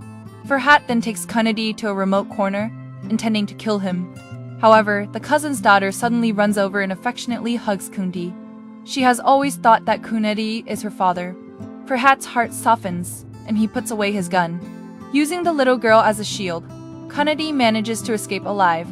After that, Ferhat goes back to his wife to take care of her. But he can't shake the knowledge that he fathered his cousin's child. He asks Ashley to give him some time. The situation in the family is so chaotic that it's unethical to leave them behind. Once he has dealt with these matters, he'll move out with her. The kind-hearted Ashley says she understands and trusts him. At midnight, Ferhat takes the cousin's daughter's toothbrush and goes to do a paternity test. Soon, the hospital results hit like a wrecking ball. Ferhat's a 99.9% genetic match to his cousin's daughter. It turns out that 7 years ago, when Ferhat was drunk, his cousin, who had a crush on him, had non-consensual sex with him. Ferhat didn't remember that one-night stand when he sobered up. At that time, the cousin didn't know either that the baby she was carrying was Ferhat's, because her mother had forged a false paternity test result. Madame knew that Ferhat didn't like the cousin. To prevent her from suffering, Madame secretly bribed Kennedy to marry the cousin and pretend to be the girl's father. However, what Madame did was actually destroying her daughter's happiness. Kennedy beat his wife at the slightest provocation. She had been almost constantly drowning her sorrows in alcohol. The reason why Julide knew the secret was because she rummaged through the Madame's safe and saw the real paternity test report. In sharp contrast to Ferhat's helplessness, the cousin is ecstatic after learning the truth and expects him to be with her. To her despair, Ferhat flat out rejects any romantic involvement with her and warns her not to say anything until Ashley gives birth. He vows to financially support and safeguard his cousin's daughter, but makes it clear his only family is Ashley and their baby on the way. The cousin is extremely jealous of Ashley, but Ashley mistakes her sadness for Kennedy's betrayal of the family and patiently comforts her. Julie can't stand seeing Ashley leading a good life and starts to sow discord again. She encourages the cousin not to give up. Ferhat's only with Ashley for the baby, no love involved. You two have a kid together. That's your ace in the hole. Put in the work, and he's yours. Hearing this, the cousin's eyes light up with the resolve to steal Ferhat back. The first move is to try to win his sympathy. In the middle of the night, the girl finds that she can't wake her mother up no matter what she does. Frightened, she calls Uncle Ferhat for help. Az immediately gets dressed and rushes to their room to check the cousin's vitals. Ferhat finds an empty bottle of sleeping pills in the bathroom. Fortunately, they send her to the hospital in time. After gastric lavage, the cousin recovers. Alish senses acutely that Ferhat is uncharacteristically cold the whole time. Nothing like his usual concern for family, she wonders why he is treating the cousin so strangely. Racked with guilt, Ferhat believes his refusal pushed his cousin to suicide. To avoid further tragedy, he has no choice but to confess that he and his cousin have a daughter. This news hits Ashley like a bolt from the blue, but what devastated her most is not that Ferhat has a child. but his long-term concealment and deception. Despite distancing them, Farhat hasn't fallen into his cousin's arms as she had hoped. He warns his cousin not to get close to or harm Asli. Otherwise, he won't hesitate to ruin his cousin. Affected by negativity and a sharp pain in her abdomen, Asli searches for medicine in a drawer. However, in the process, she discovers something that completely shatters her sense of values. The nanny accidentally sees her master kissing Asli's niece.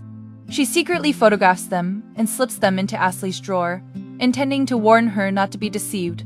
Alish is struck dumb with shock at the sight of it. After calming down, she finds Namek and asks him what his relationship with her niece really is. Namek couldn't be bothered to hide it and admitted that they'd known each other before Julid even set foot in the villa, because Julid was a call girl. Asli angrily questions her niece why she is degrading herself like this. Julid stops pretending to be innocent and confesses that she has slept with many men. Her mom was sick and needed a lot of money for treatment. She wrote many letters to Sem asking for help, but Sem never replied to any of them. Ali didn't care about her either. To make money, she had to do that kind of dirty work.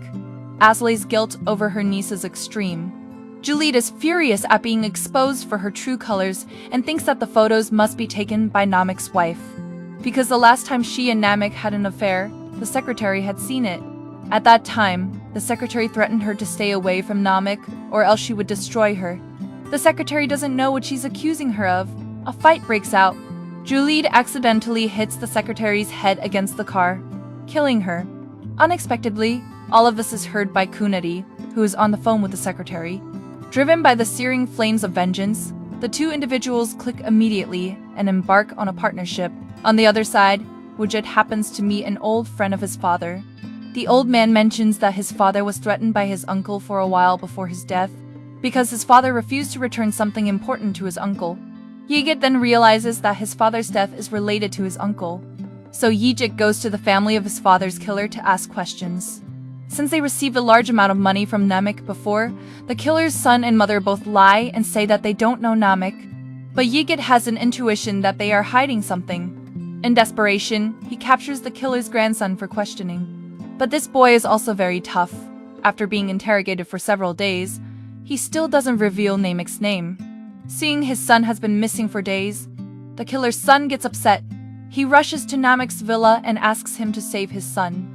But Namek happens to be away, and Farhat learns that Yiji had questioned them. Meanwhile, the killer's grandson manages to break free from the ropes and calls his friends to take revenge. Several boys team up and instead tie Yigit up.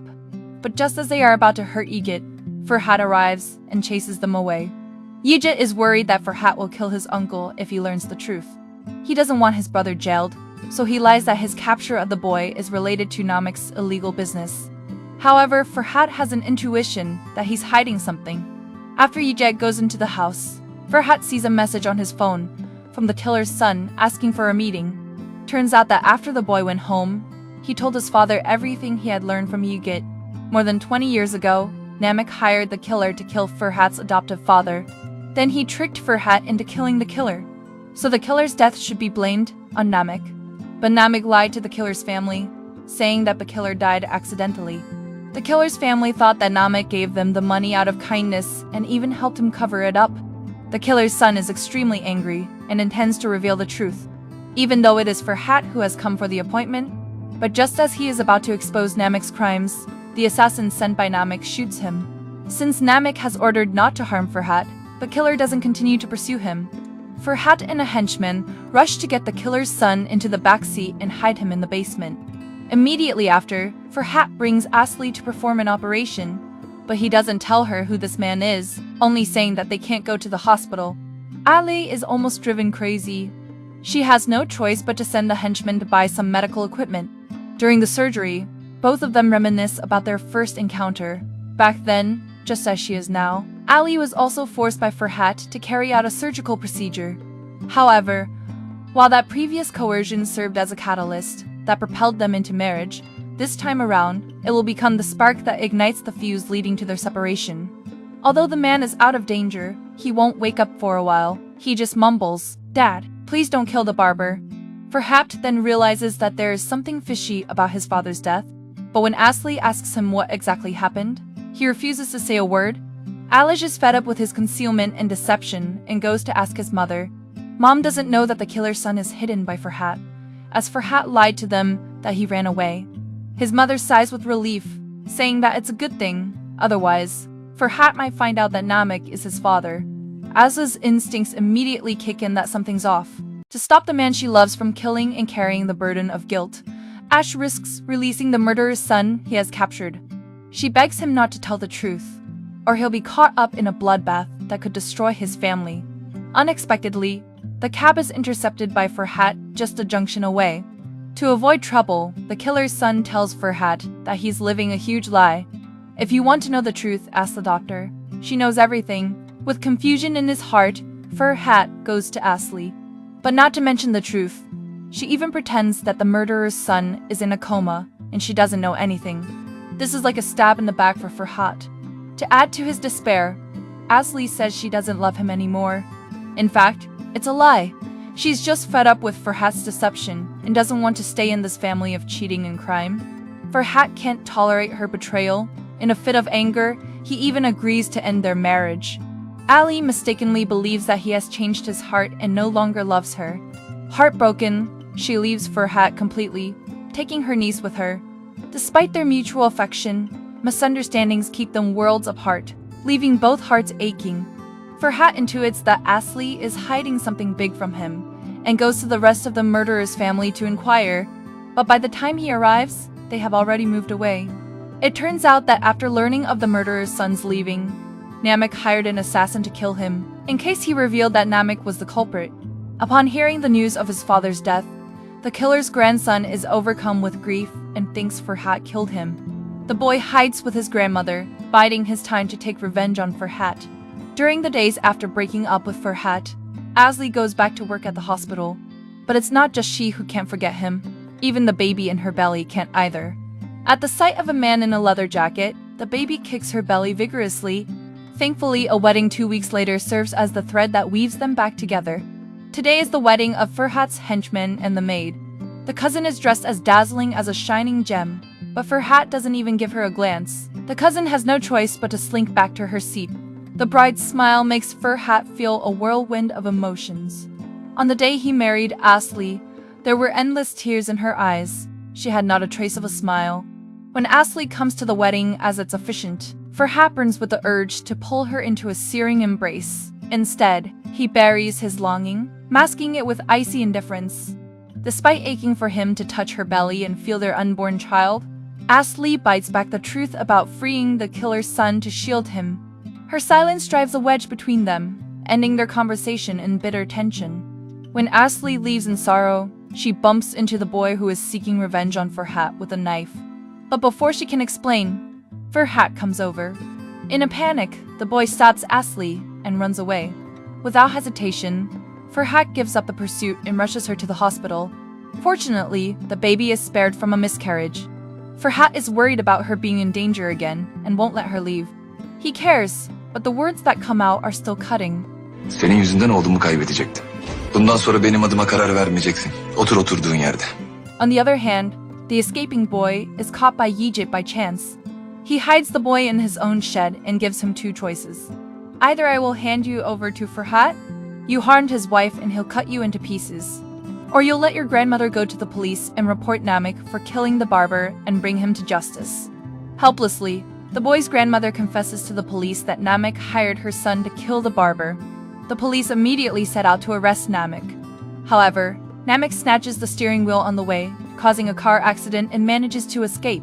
Farhat goes to his brother to catch Namek together, but accidentally finds out that he has hidden the murderer's grandson in a shed. He's livid, accusing his brother of stabbing him in the back like Asli and hiding the truth. Yigit explains that he did all this because he loves Farhat and doesn't want him to become a murderer. But Farhat doesn't think so and wants to kill the boy as revenge. Yigit has no choice but to tell the truth. Our father was killed by Namek. He did it to keep you with him. Farhat's beliefs come crashing down. He storms back to the villa and questions his mom if she knew that Naimi killed his father. His sister finally can't hold back her anger and scolds Farhat for always blaming others and never knowing how to reflect on himself. He has been Namek's subordinate for so many years, doing so many dirty deeds for him, and even protecting him. It was Farhat who brought them to live with Sin, so why should they be blamed for it? These words hit Farhat right in the sore spot. Determined to catch Namek and take revenge, he pleads with some of Namek's partners to provide clues. Namek is penniless and can't go far. He'll surely call them for help. For those who refuse to cooperate, Farhat resorts to force and cuts off the business cooperation with them. This series of actions intimidates them. The next day, one of the business partners tells Farhat that Namek called him last night asking for money, wanting to flee the country. Farhat plays along and asks him to invite Namek to meet at the pier tomorrow night, so he can set up a trap to lure him out. Ali overhears the conversation outside the door. Once Farhat meets Namek, he will realize that Namek is his biological father. By then, Farhat will be completely devastated. So she pleads with him to stop chasing after Namek, but Farhat is blinded by hatred and can't listen to her at all. Soon after, a prosecutor calls and asks Asli to be a spy and inform him of the intelligence about Farhat and Namek. Farhat happens to overhear the whole conversation. Despite Asli's clear refusal, stating that she would never betray Farhat, he doesn't fully trust her. He doesn't want to team up with the police and only wants to take revenge on his own. The next evening, Farhat takes Asli to a seaside cottage and cooks for her himself.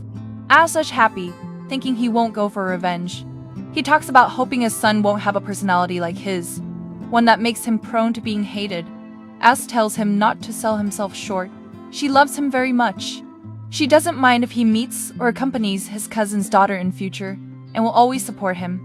Farhat is deeply moved and doesn't want to involve her in danger. While she is taking a shower, Farhat takes her phone, locks the door from the outside, and goes to take revenge alone. Ali finds Farhat's note half an hour later and is torn between the two. She doesn't want to betray him, but it's too dangerous for him. If the police assist, Ali says safety can be guaranteed. In desperation, she takes out a phone from another dress which was given to her by the prosecutor earlier. So she tells the prosecutor all the relevant information. By the time Farhat arrives at the pier, police have already blocked the scene, turning his carefully set trap into a complete mess. Namek escapes in the chaos. The prosecutor tells Farhat that it was Asli who asked for their help. If Farhat had cooperated with the police, Namek would have been caught already. Farhat returns to the seaside cottage and accuses Asli of stabbing him in the back again. A fierce quarrel breaks out. Ali scolds him for being a fool, not considering her and the baby at all.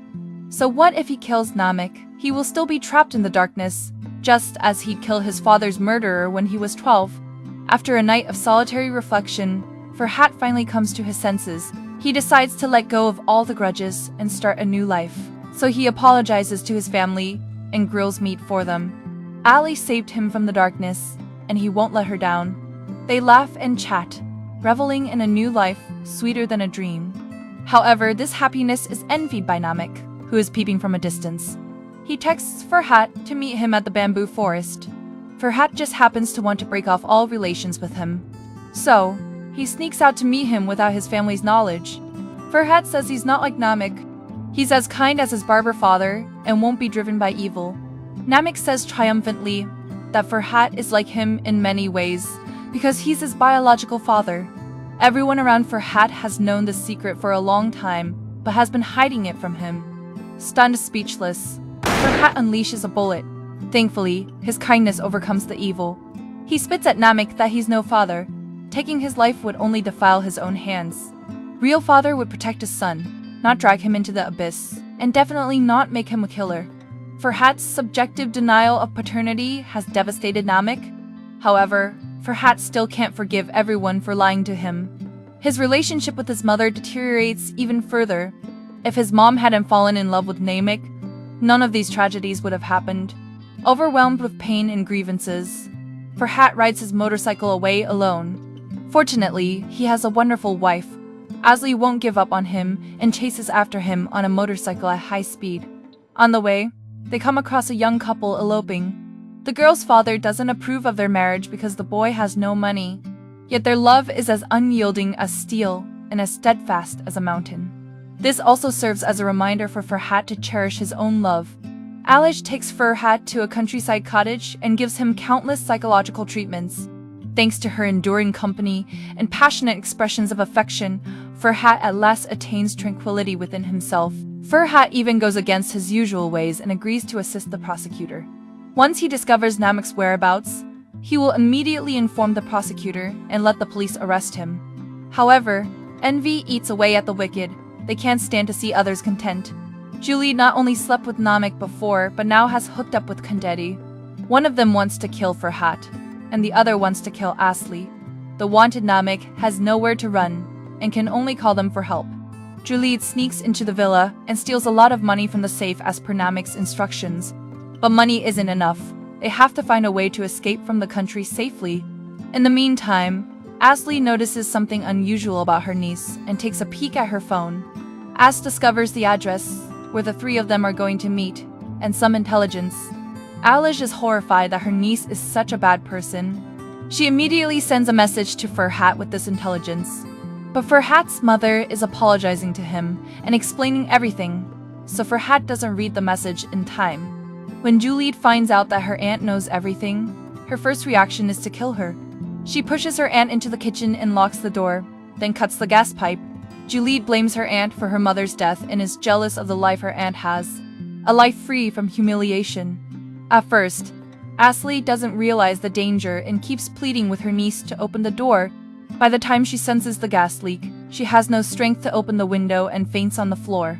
On the other hand, Farhat reads Asli's message, finds Kennedy, and notifies the police to arrest him. Kennedy thinks that Jalid has betrayed him and spills the beans about Jalid's attempt to take revenge on Asli. Farhat senses something bad is happening and immediately goes to find Asli. He grabs Jalid's hair frantically and asks where his wife is.